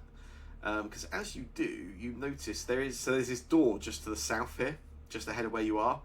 And as just before you reach it, you're sort of looking around, you're looking at steps, everything, and you notice the door doesn't sit naturally in its frame. The door actually seems to it's almost like the door is bulging very slightly out of it. And as you look, you could swear just for a moment it's almost like the door, not moved, like it's like swung open or anything, but it's almost like the door itself, like the almost if you think of like a creature's chest, if it suddenly sort of breathed in and just sort of pulls back very slightly, it's like the door was bulging out slightly and then just pulls back and sits a bit more naturally into the frame. Now I'm going to assume I've not seen this sort of thing before. You've not seen many doors react sort of nervously to people walking past, no. But that would imply to me that maybe this door is maybe not a door. Because doors don't breathe. So I will warn everyone else behind me of that. And ask what I should do. It's a standard. Very far at it.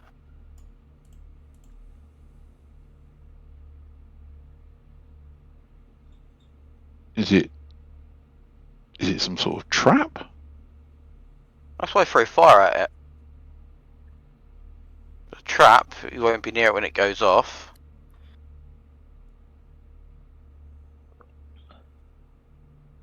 Throw fire at it. I can do that. Yeah. Yeah. The thing magic at it. Give me a second, let me see. Just if I can- stand back. Don't stand near it while we're doing it in case it is a trap. I was around the corner a little bit, so I couldn't quite see which door it is. Is it this door? The by one to my Uthred? right, yeah. Yeah. Step back, Uthred. If it is a trap, you don't want it to Yeah. Well, So, I will- you as well. I will take a step back and I will draw the Rosa Argentis. could you take a little step back, please? Is that possible? I cannot. There is a Winterberry in the way. You can share some spaces outside of combat, I don't mind. Also, Yeah. do you want to be that close to it? No, that's why I want you to move. Well, I was going to be bravely guarding in front of you in case it Fine. jumped at you. No. Okay. No need. I shoo you, and then I expecto fireballonium. Yeah. The Sounds about right. the door isn't going to make a reflex save, and you are well, or maybe it will, but who knows? But no. Yeah, you sort of fling magic, fling the fire out, and the fire sort of hits the wooden door, and it's not enough to like ignite the door immediately. You see it sort of hit against the door, and it sort of sparks up and sort of hits it briefly. Door doesn't seem to react in any way. There's no sort of cry of pain. You sort of pay quite attention to it, Uthred. You're sort of looking for any of that movement you saw previously, but you see nothing. Do I see any movement? So I missed the first movement. I wasn't there. Make a secret perception check for me, quick. Yeah.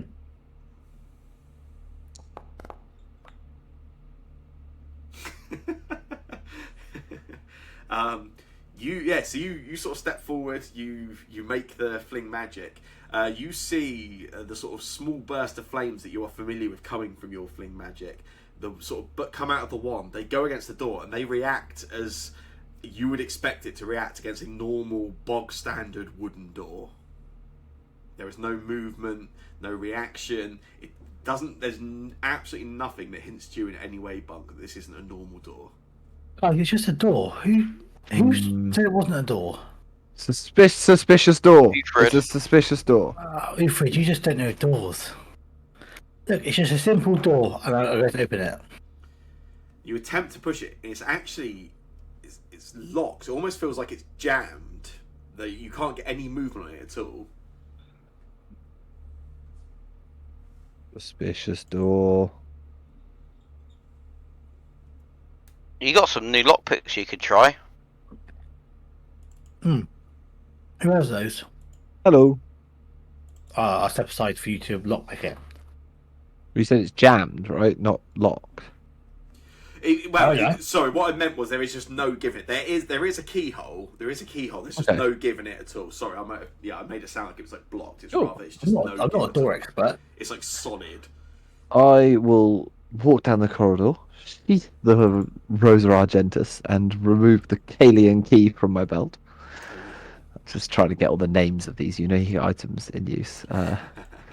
I'll kneel down at the kind of the hole of the lock.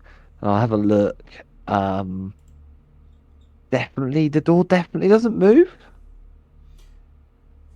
You are make another secret perception check for me, Fred, if you want. I'm suspicious. If you want to be careful before you do it, it's up to you. Looks like a normal door. Okay. I'm going to use. I'm going to use my loosen lock action with the Kalian key. Mhm. So it casts knock It does. on Yeah. the lock, which is a +4 status bonus. Yeah. Which give to you like that. And then I don't know how I use. Is it the lock pick? There is Or a pick. thievery check I've just put into the chat for you. Ooh. So Kalian key gives me +1 item bonus to Yes. that Yeah. anyway. And then Oh, look at that! It's on there and everything.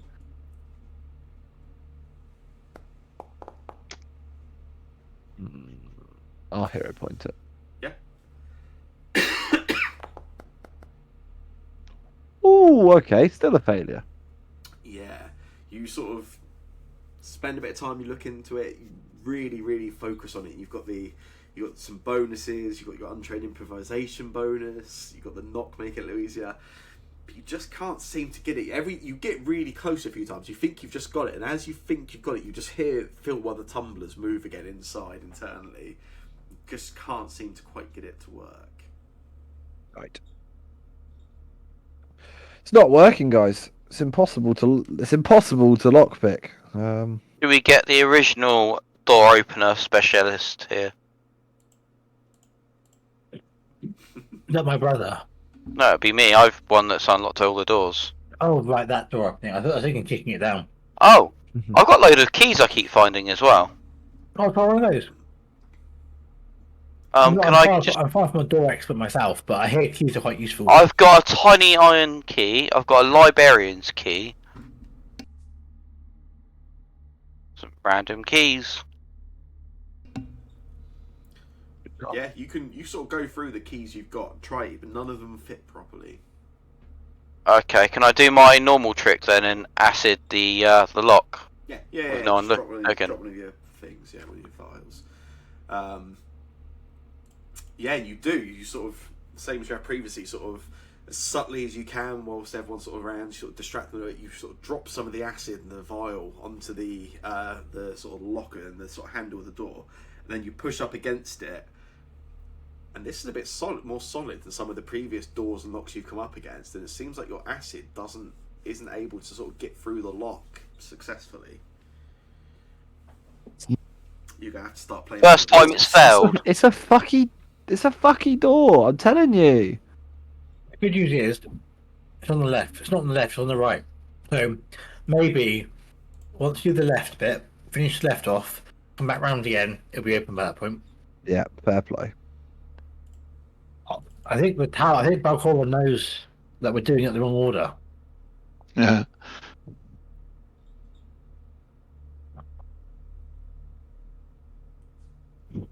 I'm sure we'll just go up this corridor, and we'll come back round again, and it'll be fine. Promise.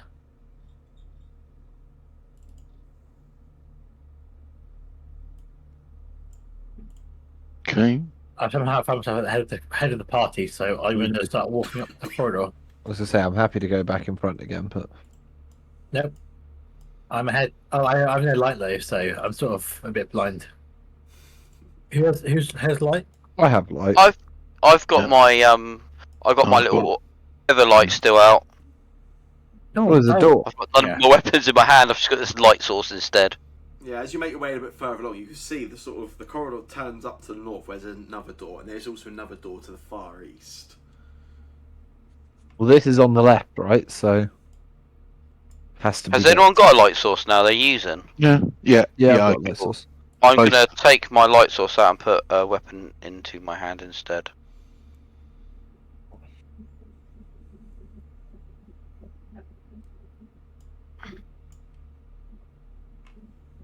It's definitely a door. Is it though? Because we thought that last time. If you're not sure, you can make a secret. Well, perception I'm not sure I trust you anymore. Fucky door, I'm telling you. I stand by it.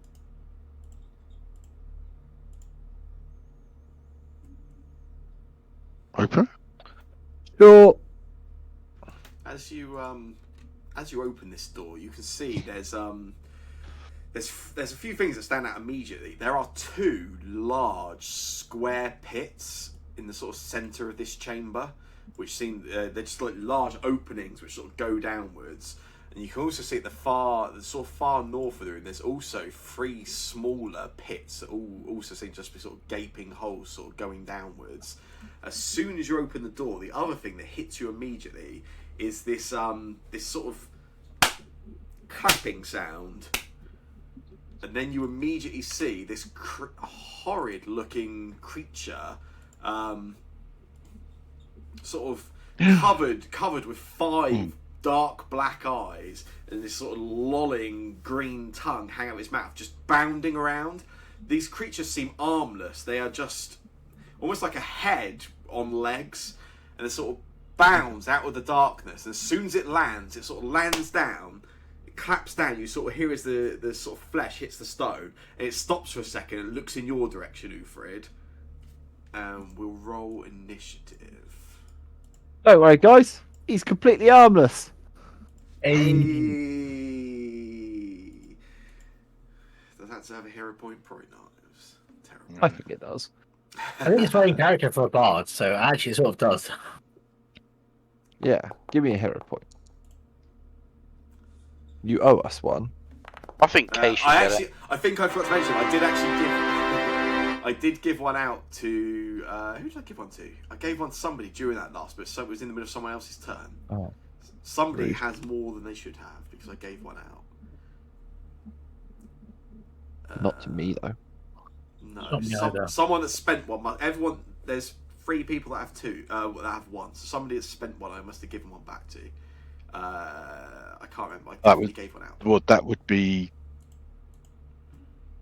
Uthrid used one. I used one. Kay's used one. Oh yeah, Okay. maybe I gave. Oh, I gave one to Kays actually for getting the critical hit on. For getting the critical hit on his reaction. I knew I'd given one out somewhere. Good old Kays.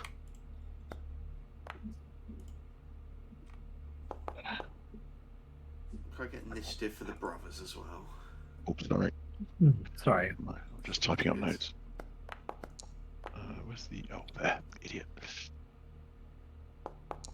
Yeah, just as you see that first creature sort of drop down and look in your direction, Ufrid, you hear the sort of, again, that sort of thudding, clapping sound of another set of feet, and you can just see at the end of the room another one of these creatures sort of drop down and look in your direction.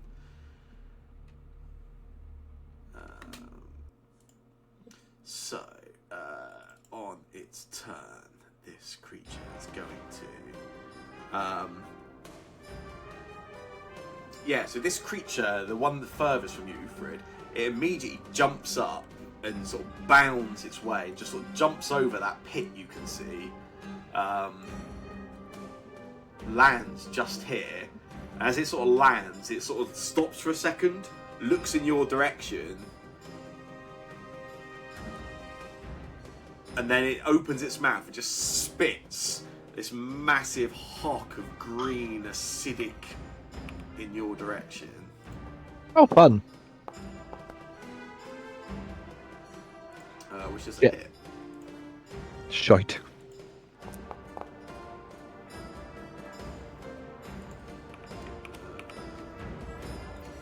So yeah, it deals you for it.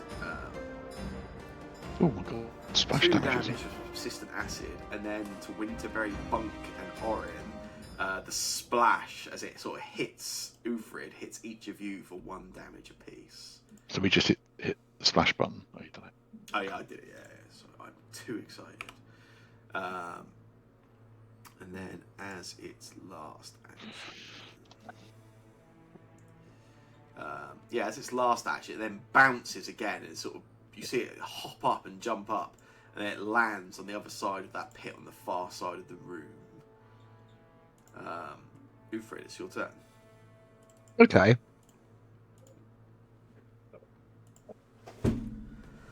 Interesting.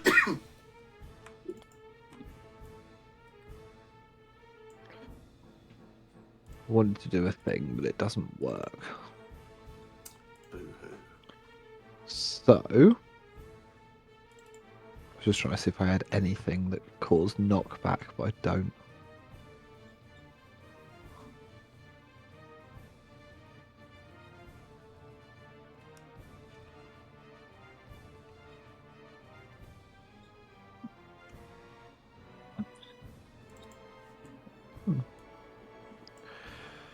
Well, it's in my hand, so I will move to here.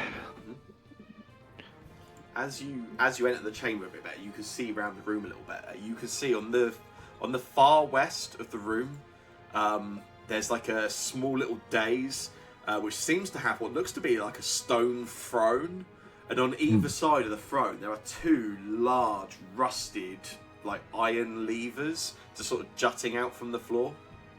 Okay. Interesting.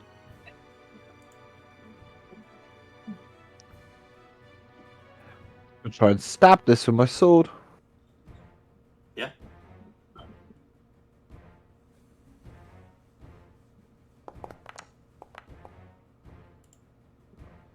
Nice, yeah, that's a hit. You can roll some damage. Why not?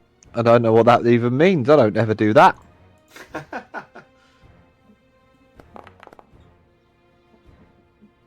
Nice. Oh, I forgot the courageous anthem. What an idiot. Excited. Out of excitement for hitting something, I will then lingering courageous anthem Sure. and fail. But that's fine. Just overcome with excitement. I still just cast it. It's just for one round.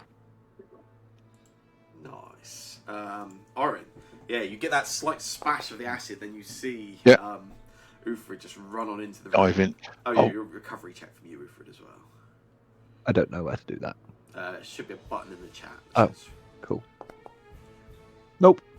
You don't know how to do that, definitely. Yeah, Orin will defensive advance past his brother, get 10 feet, and then go, oh, they're further away than I can get to. Oh no, I can just get there 20 feet. So runs up to there. As a result of that, has his shield raised.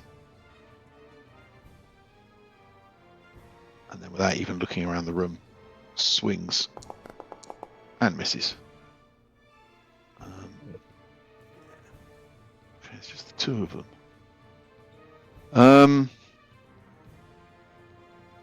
And as on to raise my shield, there isn't a lot else to do with my third action, I don't think. So I will.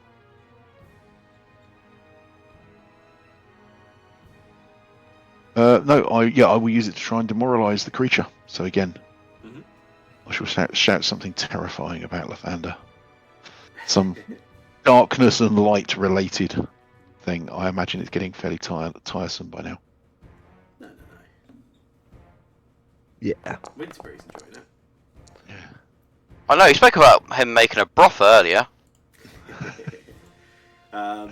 Yeah, as you sort of begin shouting its direction, you get the sense it doesn't quite understand you, but it certainly seems intimidated by you. Yeah, that's excellent. Case, because that creature has become frightened, you can gain some temporary hit points if you wish. Yay! Synergy, and that's my third action.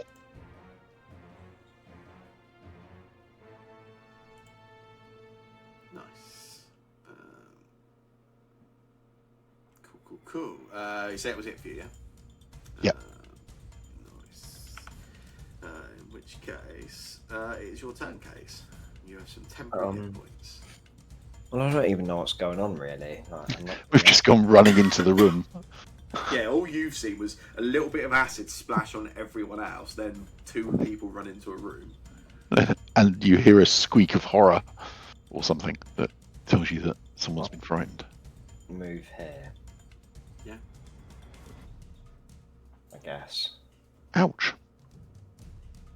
Oh, sorry. And then feint it and just do what I normally do. Same old, same old. Never mind. Won't work, but get you panache. Yeah. You don't need to succeed. I do forget that. It's a hit.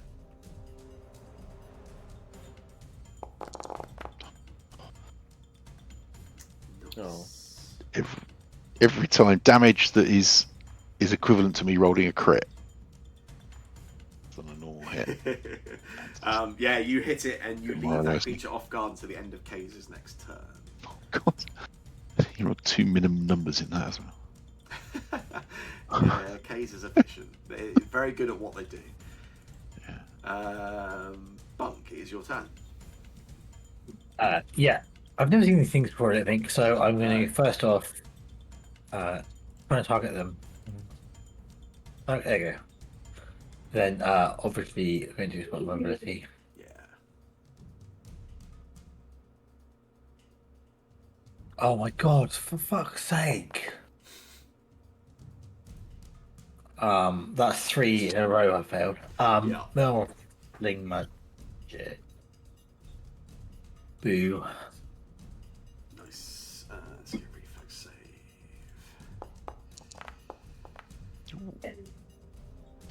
It's a failure, so take full damage. Oh, thank goodness. Nice.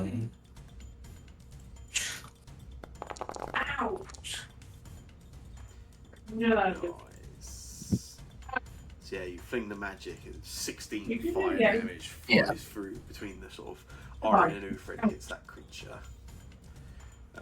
And as you do, it doesn't sort of scream out any language, but it lets out this really high pitched squeak and squeal noise as you do it. It's like it will then, on its turn, it will.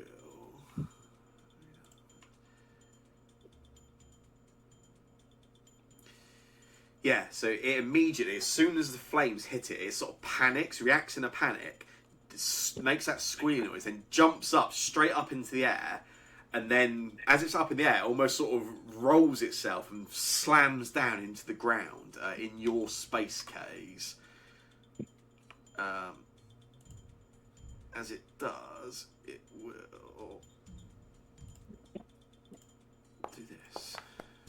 Ooh. Oh no. Oh, that is a critical success against UK's. It pushes you backwards as it lands, pushes you into this pit. You will, as a reaction, if you wish, you can attempt to grab an edge to stop yourself falling down this pit. Yeah, I should do Good that. call. Yeah. Yes, I mean you don't have to. It will cost you a reaction, but I think it's probably good for the most part.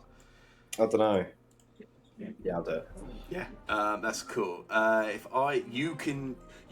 It's your choice. You can make an acrobatics check or a reflex save. Oh, I'll do the acrobatics. Thank you. Cool.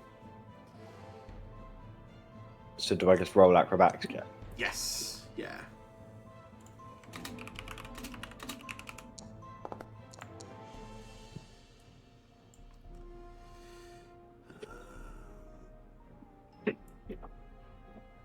Go. Let me just. You're a lucky boy, Case. So it jumps up, does that little spin, slams down, and you are knocked back, Case. You fall down into the pit, and you grab just in time. You're able to grab out and just grab the edge of the pit. One hand holding your sword, and your other hand just holding you on the edge of the pit. You look down. There's no light source down here, but you've got the little flicker of the light from some of the members of the party that are close enough. You can just about make out there's like some water. It looks like a pool of water, maybe sort of 20 to 25 feet below the edge of the pit.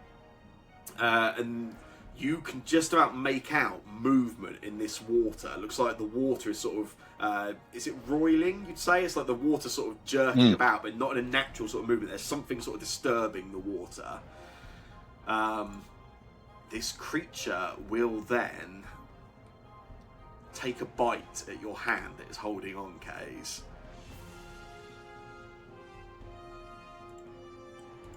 This can't be good.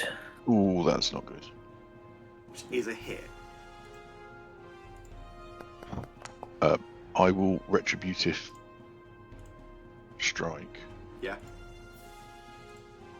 And attempt to give Kate resistance. So, Kays, we'll do damage. 7 damage. Can I get a... again, your choice, Kays. Either your athletics to hold on, or reflex to just sort of hold on against the sort of surprise of it. So you can make a reflex save or an an athletics check. Oh, is it athletics? Yeah, because this is holding on this time. So you can either hold on desperately or sort of reflex to sort of hold it, sort of react against it. Reflex. Cool, make a reflex save. Did I do the right thing? Yeah, it sort of slams you out. You're just holding on. It bites down at your hand, and you feel this horror that sort of bites in, and you feel this like acid burning at your arm. But you just hold on. You're able to just about move enough that you're able to still keep your grip onto it. Orin, you've got the rest of your reaction. I will take my strike. Might want to make this count. Okay, if you say so. Yeah, that'll do. Woo, okay, cool. You can roll critical damage. Oh, the same damage as Case got when he stabbed it. Yeah, you called it. You did call that. Yeah, you hit it for 22 damage, knocking it back as well, I assume. Yes. It has to be straight away from me, doesn't it? So Yeah, I guess it. Yeah. So, Otherwise it would've that's a been shame. brilliant, wouldn't Yeah. Well, I imagine they can jump out of the hole. But yeah. And then the last thing it will do on its turn, it sort of gets knocked back by you, and then it just immediate responds by spitting acid in your direction. Oh. Which is a hit. Just hits. Yeah, it's not a lot I can do about that. Oh. I will take the damage. Do I just click damage? Yes, yeah. And then Ufrid, you can click the splash button for the splash damage of the acid What? you take. I don't want to. Whoa, 5 splash damage? Yeah. What the fuck? Yeah. Yeah, you've taken more than I took. I'm used to it only being 1.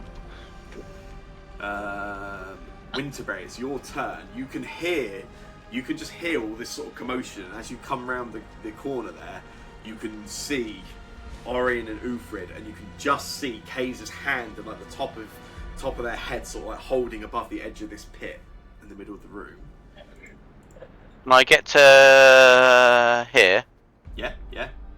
let's have a think.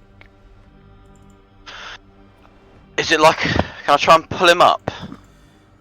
Yeah, I would say with no immediately threat alongside you, you can either, as one action, try to help him up, or but there'll be a check involved, or if you want to spend 2 actions, you can guarantee pulling him up. I'll do 2 actions and pull him up. Yeah, that's cool. Because Kate, it's a... your choice of which of the sort of squares adjacent you want to come up onto. Cool. Wouldn't it be next to Milo? I mean, I he pulled is him next to you to- there, right? Yeah, Yes, you're sort of aiding and pulling him up, and he willingly puts himself next to that creature because he wants revenge. Yeah. Cool. This creature here, immediately bounds over that pit, lands here, takes a bite at Kay's.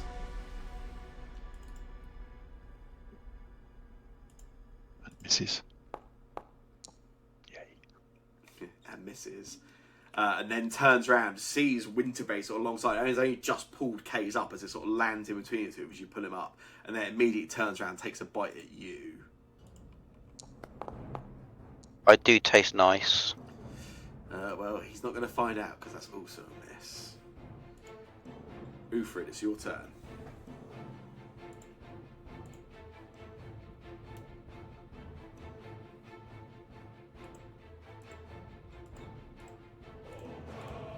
Oh, I don't bloody know. Sing for all you're worth. Yeah, sing. Okay. Sing, monkey. Pop back up and see if the real Uthrid's on his way. Oh. Consistently failed.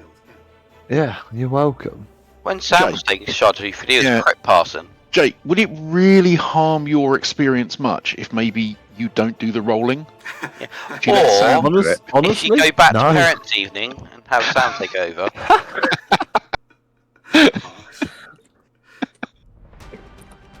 Oh, that's so. I'm gonna cast a new spell. Ooh, Oh, I'm gonna You've got cast days. you've got spells for days. Wilfred. Nice. hey. I've got so many spells. Can he make a saving throw, please? He succeeds. He takes half damage. Bastard.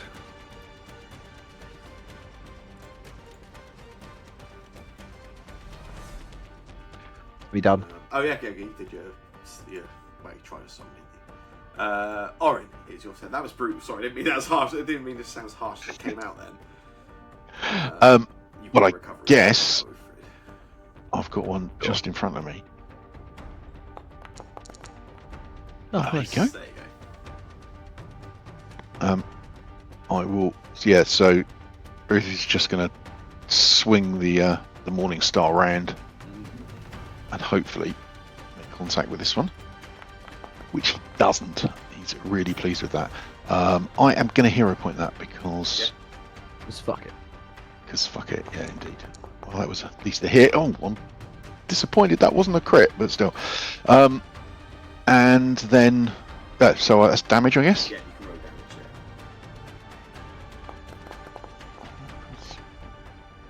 Yeah. Okay. But oh, it barely hurt. That's just rude. That's one. Then I'm going to take a second swing. Or no, no. I'm going to try and again that one. I'm going to try and demoralise because it was the other one that I hit. As you get that hit with Yeah. the Morning Star, there's almost Mhm. like you don't. It almost like this doesn't feel this creature's got like a solid exoskeleton. It's almost a little fleshy and bouncy as you hit it. Yeah, I wonder if I should.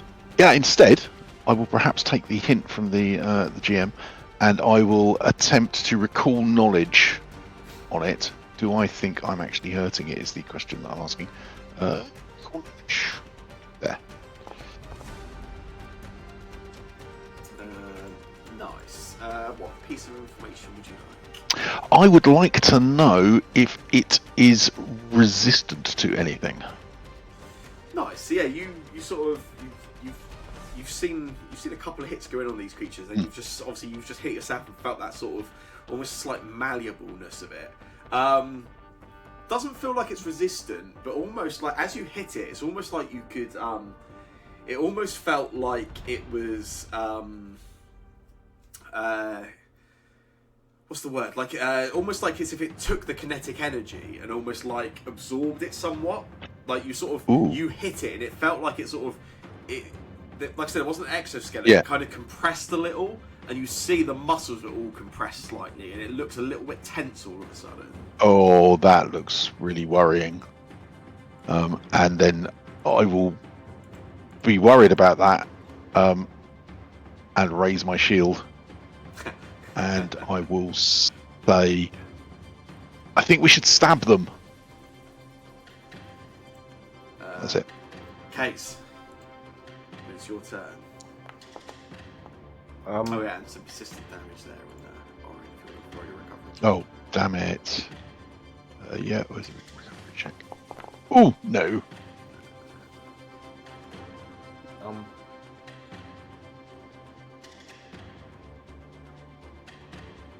That.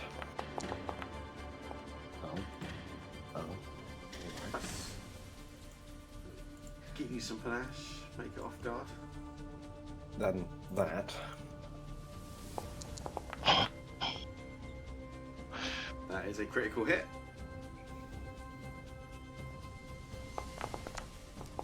Oh,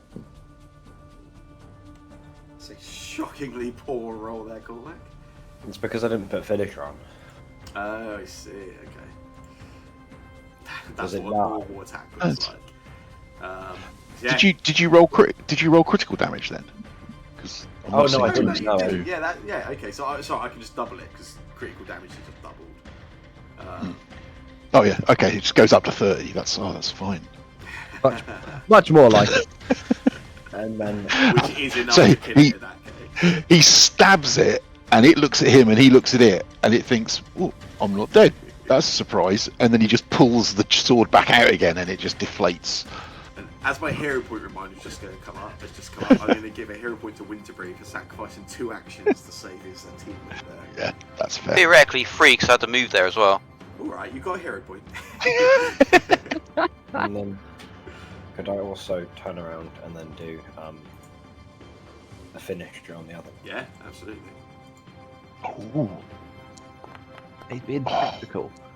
Oh, you got a hero point. Right. take that back. Do I have Hero a- point.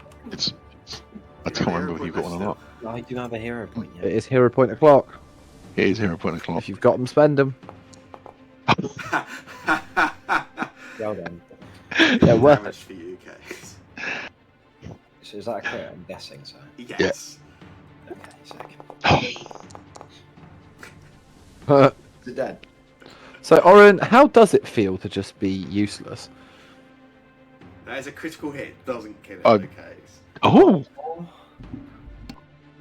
This it's is- nice to have someone who's good at what they do. My turn. Sure. Which makes it Bunkster. Yeah. Please work. For fuck's sake, I failed 4 in a row. Oh, hero point that. Because I'm so fed up doing it. 1 second. I think you're failing because I think Kay's has stolen all the good rolls. Yeah. You might. Finally. Nice. We got there. We got there. So yeah, you gain some information about this creature initially. So it does have no weaknesses. You do, though, having seen it bounce around Effie, and especially seeing the way it sort of reacted to some of the damage it's taken, the way it's sort of been like jumping around. This looks to be a creature that is known as a Gyptus Bounder. Yes. They are creatures of.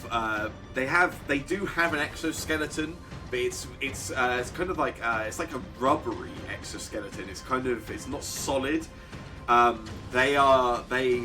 They're basically powerful legs with a large mouth, and that is essentially their entirety body. They are extremely fast, extremely mobile, and they are able to almost distribute their weight a little bit. So that effect, you saw it do on K's, where it sort of jumped up, spun in the air, and was able to just kind of force its weight down to slam somebody back away from it. Is there any particular information you would like? Yeah.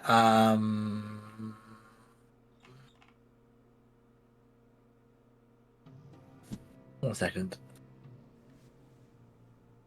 I get weaknesses for free, don't I? So, Yeah, so you know it's got no weaknesses, yeah.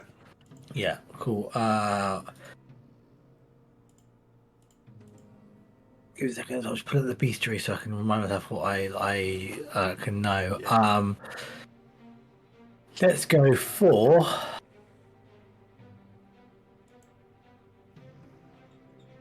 like actions. Does it have any actions? Yeah, so yeah, you've seen it do that sort of bouncing attack. So yeah, I've revealed the bouncing slam attack. So yeah, it's able to jump into another creature's space and basically shove them. If the shove fails, it will just land adjacent to them instead. Cool. The other thing I probably should mention as well, in terms of like the background of what you know about these creatures, they tend to be they form very loyal bonds. Like they are very often in some kind of bond with one other creature, like a soul other creature. That can be just a creature is in awe of. So it could be another wild creature that it just looks up to and kind of just almost becomes subservient towards. Or they can form very strong sort of like pet or guard type relationships with a creature as well. But they will almost bond to just one other creature they become sort of in awe of. Folks, the water, get out of it. Don't go near it. There's something in it and it's big. These guys, they like a big guy. Don't we all? Exactly. Nah. Nice. Magic.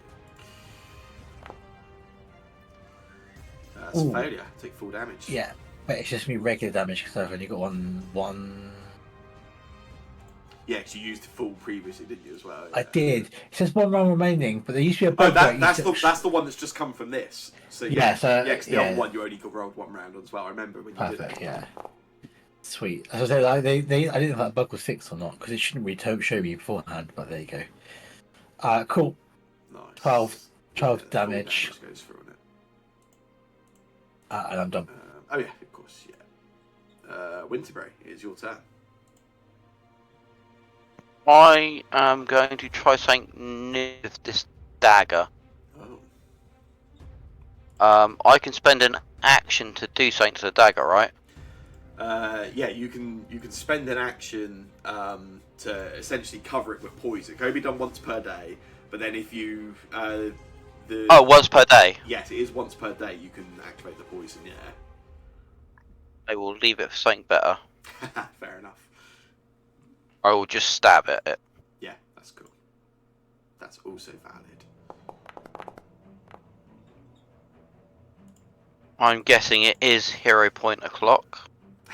Yeah. Beautiful. That seems better. Yeah, you can roll damage. Yeah, Winterberry, you just sort of pull back the dagger, take a stab at this creature, and that is precisely the correct amount of damage to kill this creature. Oh. Yeah, boy.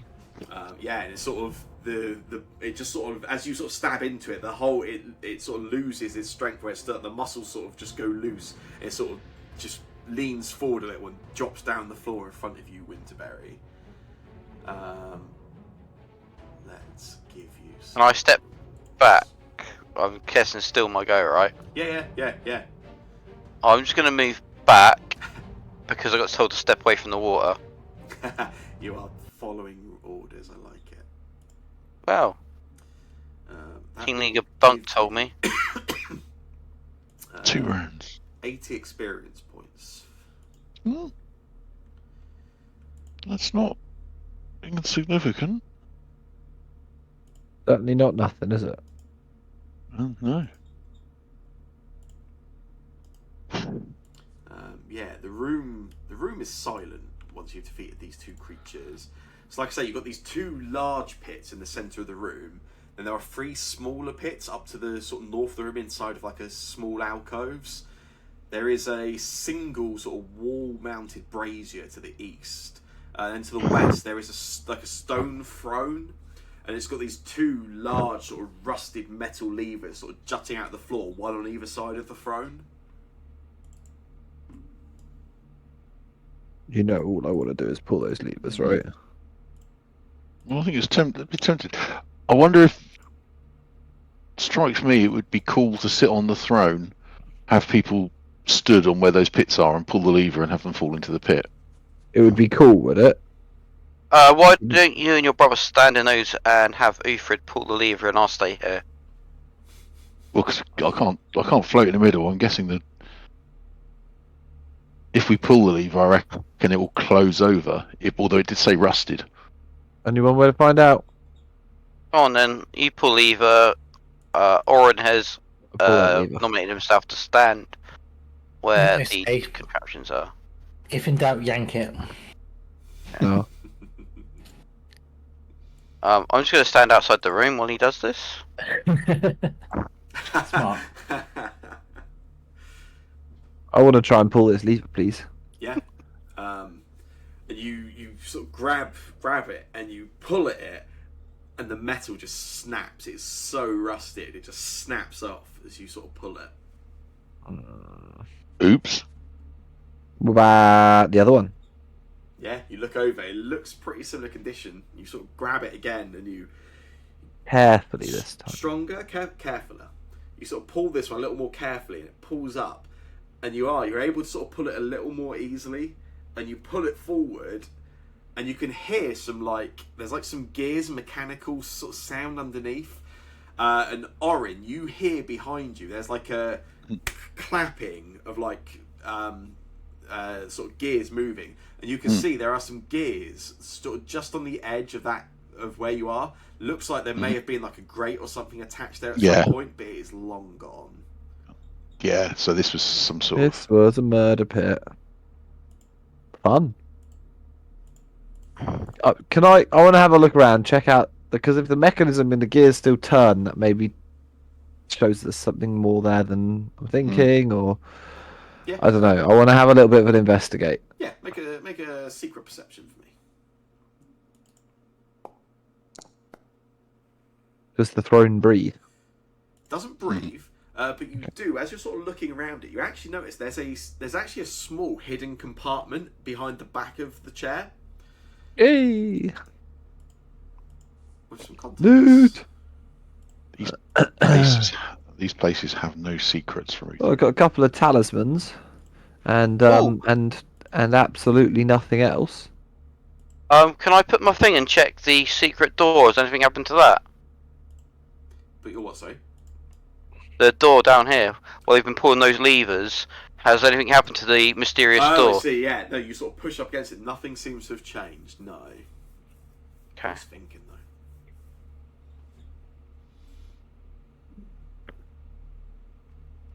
though. Hey, there's some talismans in here. If anyone's after them, I found some stuff. Talismans? Yeah. Do you mean that bolt of cloth? I like talismans. There's a talisman here. Oh, it does Yeah. say. What does it do? Oh, Dragon turtle scale. Yeah. Usually, when you activate it for 1 minute, you gain swim speed equal to half your land speed. And then there is a bolt as well. I think it's a bolt as in a crossbow bolt, not a bolt as in Yes. a bolt of No. cloth. Is it? Yeah. Oh, Yeah, it's to be shot. yeah. with a That makes so much more sense.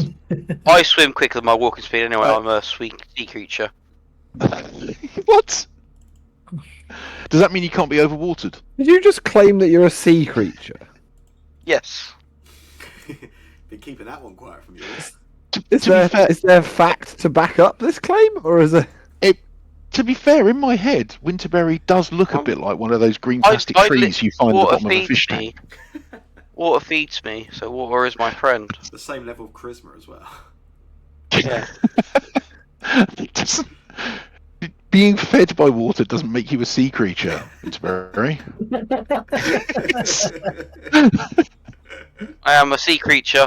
I move quicker in the water. Don't you worry. If you fall in, I will save you.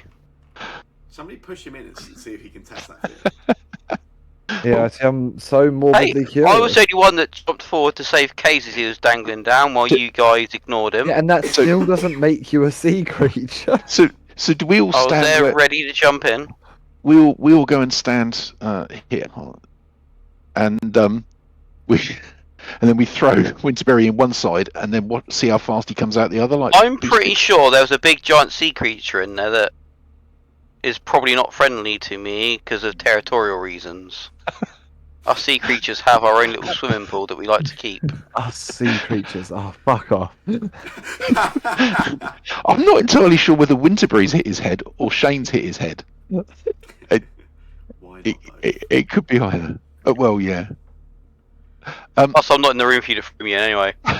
I'm just going to take a look down into each of those. Yeah, so you can sort of look down. You sort of shine the light over. You can see sort of similar to what Case saw. So there is a body of water about maybe 25, maybe 30 feet sort of down.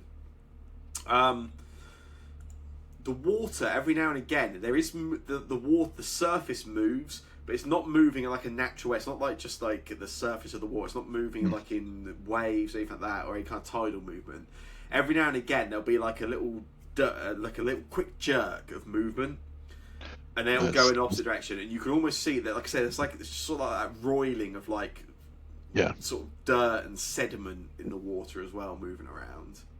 So, as a sea creature, then, Winterberry, how are you familiar with any sea creatures that may cause this to happen? Well, I know how we can kill it easily. If you throw loads of like fire spells into, you heat the water up and you end up cooking it. I So don't if think you just throw I loads of don't fire in think the it's a water, lobster, but it will heat the water up. Well, it's Could be all lobster. sea creatures. Put it them in could be water, it make could it be a extremely lobster. hot, like a boiling pot pan, and it will boil to death. That offhand comment's going to come back to haunt you, Ufred, later on. What? It's That it's not a lobster. It's a giant lobster. It's just if it's just a giant lobster. So if you want, just have bunk there, constantly throwing fire in there, and we boil it to death. Belcora has been I- reincarnated as a giant lobster. That's the It's a pinch. lobsters. Lobsters are functionally immortal or something. Is anyone apparently. taking these things before I just take them from the stash? I'm still outside the room staring at the I door. don't think I really want any of. Can I use a bolt on a bow? There'll be a cross. Let's say yeah. I think technically it's a crossbow, but let's say yes because no one's got a crossbow. Yeah, that's what I was thinking. I could take the bolt because I have a bow, but other than that, I don't really want Could I- anything. So. In the same vein, could I telekinetic projectile a climbing bolt? Yeah, To shoot it. Yeah, I'd allow it. Okay. Oh, you take it then. No, if you can use it actually, then you take it. Well, it's the same thing, isn't it? I'll take it. Screw it. I've got Yeah, you take it. I've got a lot of stuff. it. Well, the telekinetic thing, Bunk could throw it into the air, and then you then telekinetic grab it. Or Bunk could That would be jump cool. into the air, and I could telekinetic Bunk. Yeah. Yeah. Well, I can jump in the air and put it as high as I can jump, which is about 4 foot. I mean, if we're going to start telekinetic members of the party, even if Winterby's not in the room, you could just telekinetic him into the water. Yeah, I'm well, to be fair, sure the distance is too far away. he has just claimed. I mean, I'm the GM, here's the I'll thing. decide that. Question for the GM: if there was a bush in a like a plant in a plant pot, Hypothetically. would Yeah. you consider it an object? Yeah, absolutely. Therefore, if I make Winterberry stand in a plant pot, he counts as an object, so I can telekinetic projectile it, You right? said if there was a plant, you didn't say if there was a sea creature. Ah, fuck. Yeah, If I take a seahorse and put it in a plant, yeah. Yeah, but while he might be an object, he's not an unattended object. he is if we don't look at him.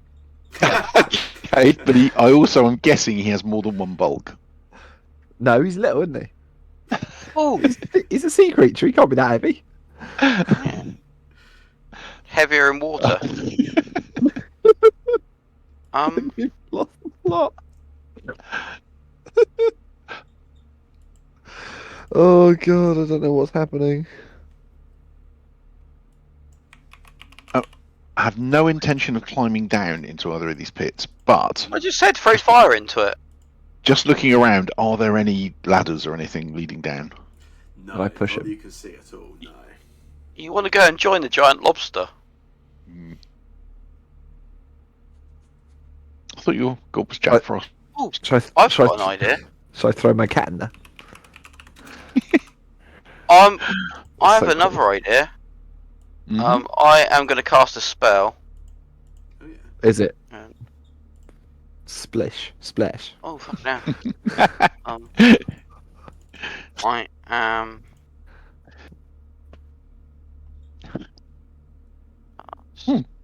I am summoning a mini one of me, but it doesn't say what I can pick. Just a Can't little find mushroom. them. It's just on a GM screen, to be honest.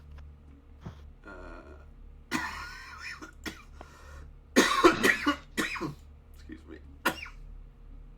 Yes, you can summon one of you or have a little coughing fit again. I've just summoned the miniature version of myself, and it's gonna just summon 30 yards in front of myself, and it's gonna plop into the water. Oh, I see. Do you want to tie a rope around it or anything? Nah. No, It's summoned. It doesn't have feelings. it summons for a minute and it It's like disappears again. It's like a leshy. Like they don't have feelings. Yeah, it's a miniature sea creature, plant type creature. And you're just And gonna, it's you're just gonna get it to jump It's gonna in there. pop in. Yeah, it's just gonna plop in. Yeah. It's gonna go and have a little drink, a little swim. Miniature version of Winterberry. It willingly sort of jumps. It sort of seems to follow Winterberry's words without any kind of sort of question or fear.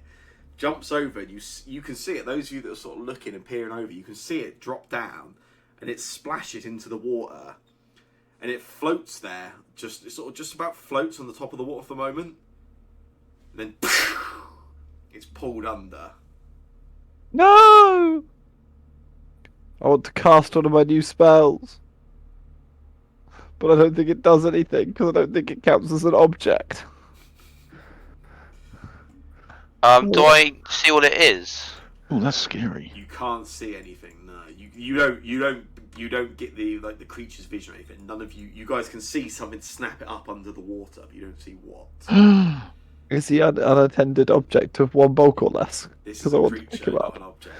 But I mean, unless you've just killed him with this, at which point doesn't it become an object? If you can see it, but you can't as it's pulled underwater. Fuck! Oh, Little... you can do it with an object, correct? Well, It's a why not very- take one of why not take one of these rocks? No.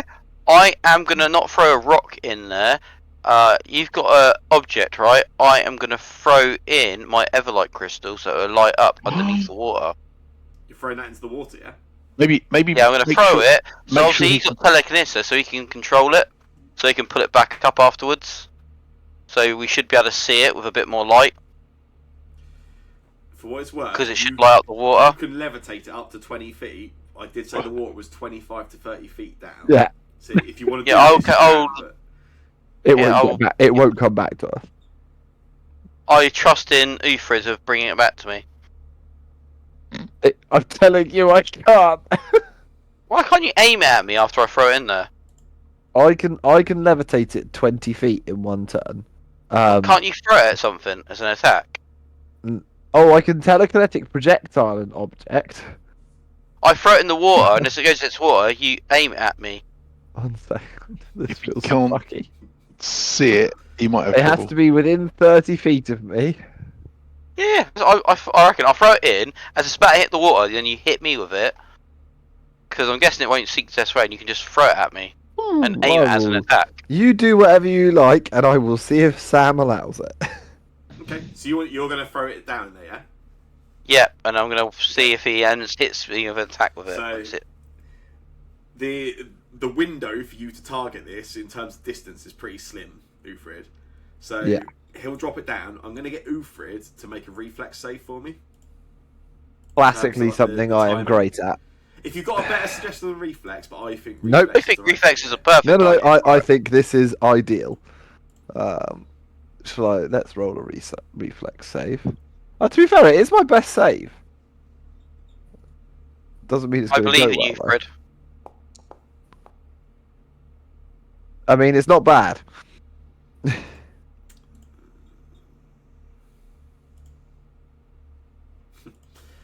Cool. So yeah, Winterberry, you drop the Everlight crystal down, and you can see as it sort of drops down, you see it getting closer to the water, and it lights things up a little, and you can see a little below the surface of the water. The water is dirty, really dirty, quite sort of murky. And as it's sort of dropping down, you can see sort of movement, and you can see the sediment moving around. But you can't quite see what's moving.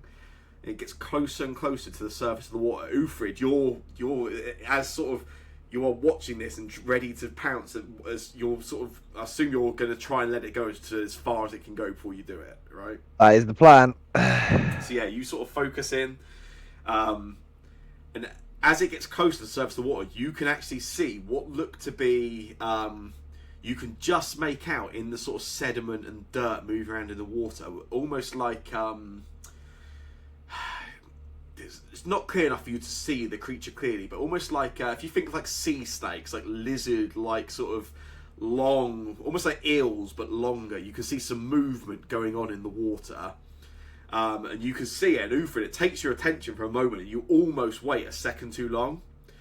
And then I've used the rules from the rulebook for level-based difficulty checks for a very hard difficulty check if you're a level 5 character, because this is a perfect bit of time that you need.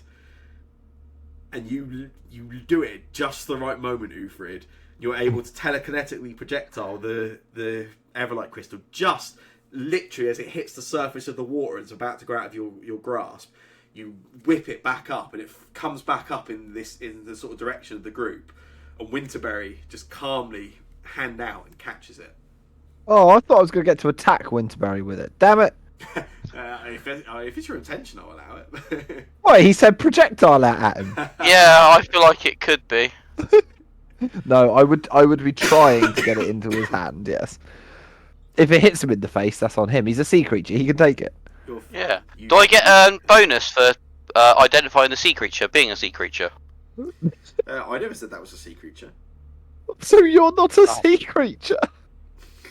No, you said that's not a sea creature, not me. No, I'm referring to you as that. Oh. It takes one to not know one. Yeah. Oh god. Maybe Winterberry's now identifying as a sea creature. Hmm. He drinks a lot of water, lives in water. He no longer sees the sun anymore. I drink a lot of water. I'm not a sea creature. Yeah, Winterberry. As you sort of put your hand out, and you catch the Everlight crystal just in time.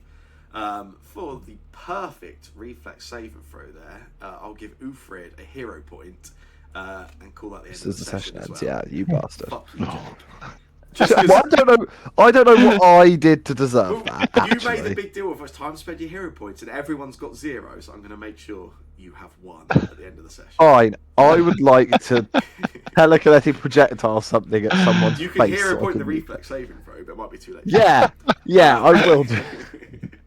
Yeah, we'll leave it there and pick it up next session. You can speculate away on what's happening Excellent. here.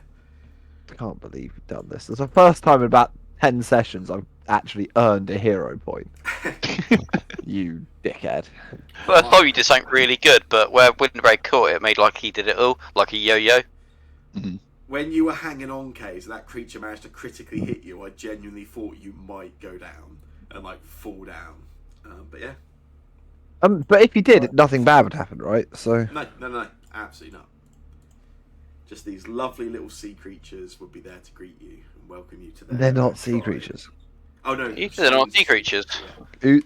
Uthrid is believing that they're not sea creatures because our resident sea creature says they're not. I never said that. I'm so confused. Yeah, join the club. Yeah, we'll pick that up next session. Excellent. Very good. Golly good fun. I was trying to work out if I Yeah. could get just the right amount of movement to eat everybody with a gibbering mouth in one turn. It was close, but Yeah, What a Yeah. shame. that was horrible. I need to record the fact that Winterberry is a sea creature. yes, definitely. Yeah, we don't want to forget that.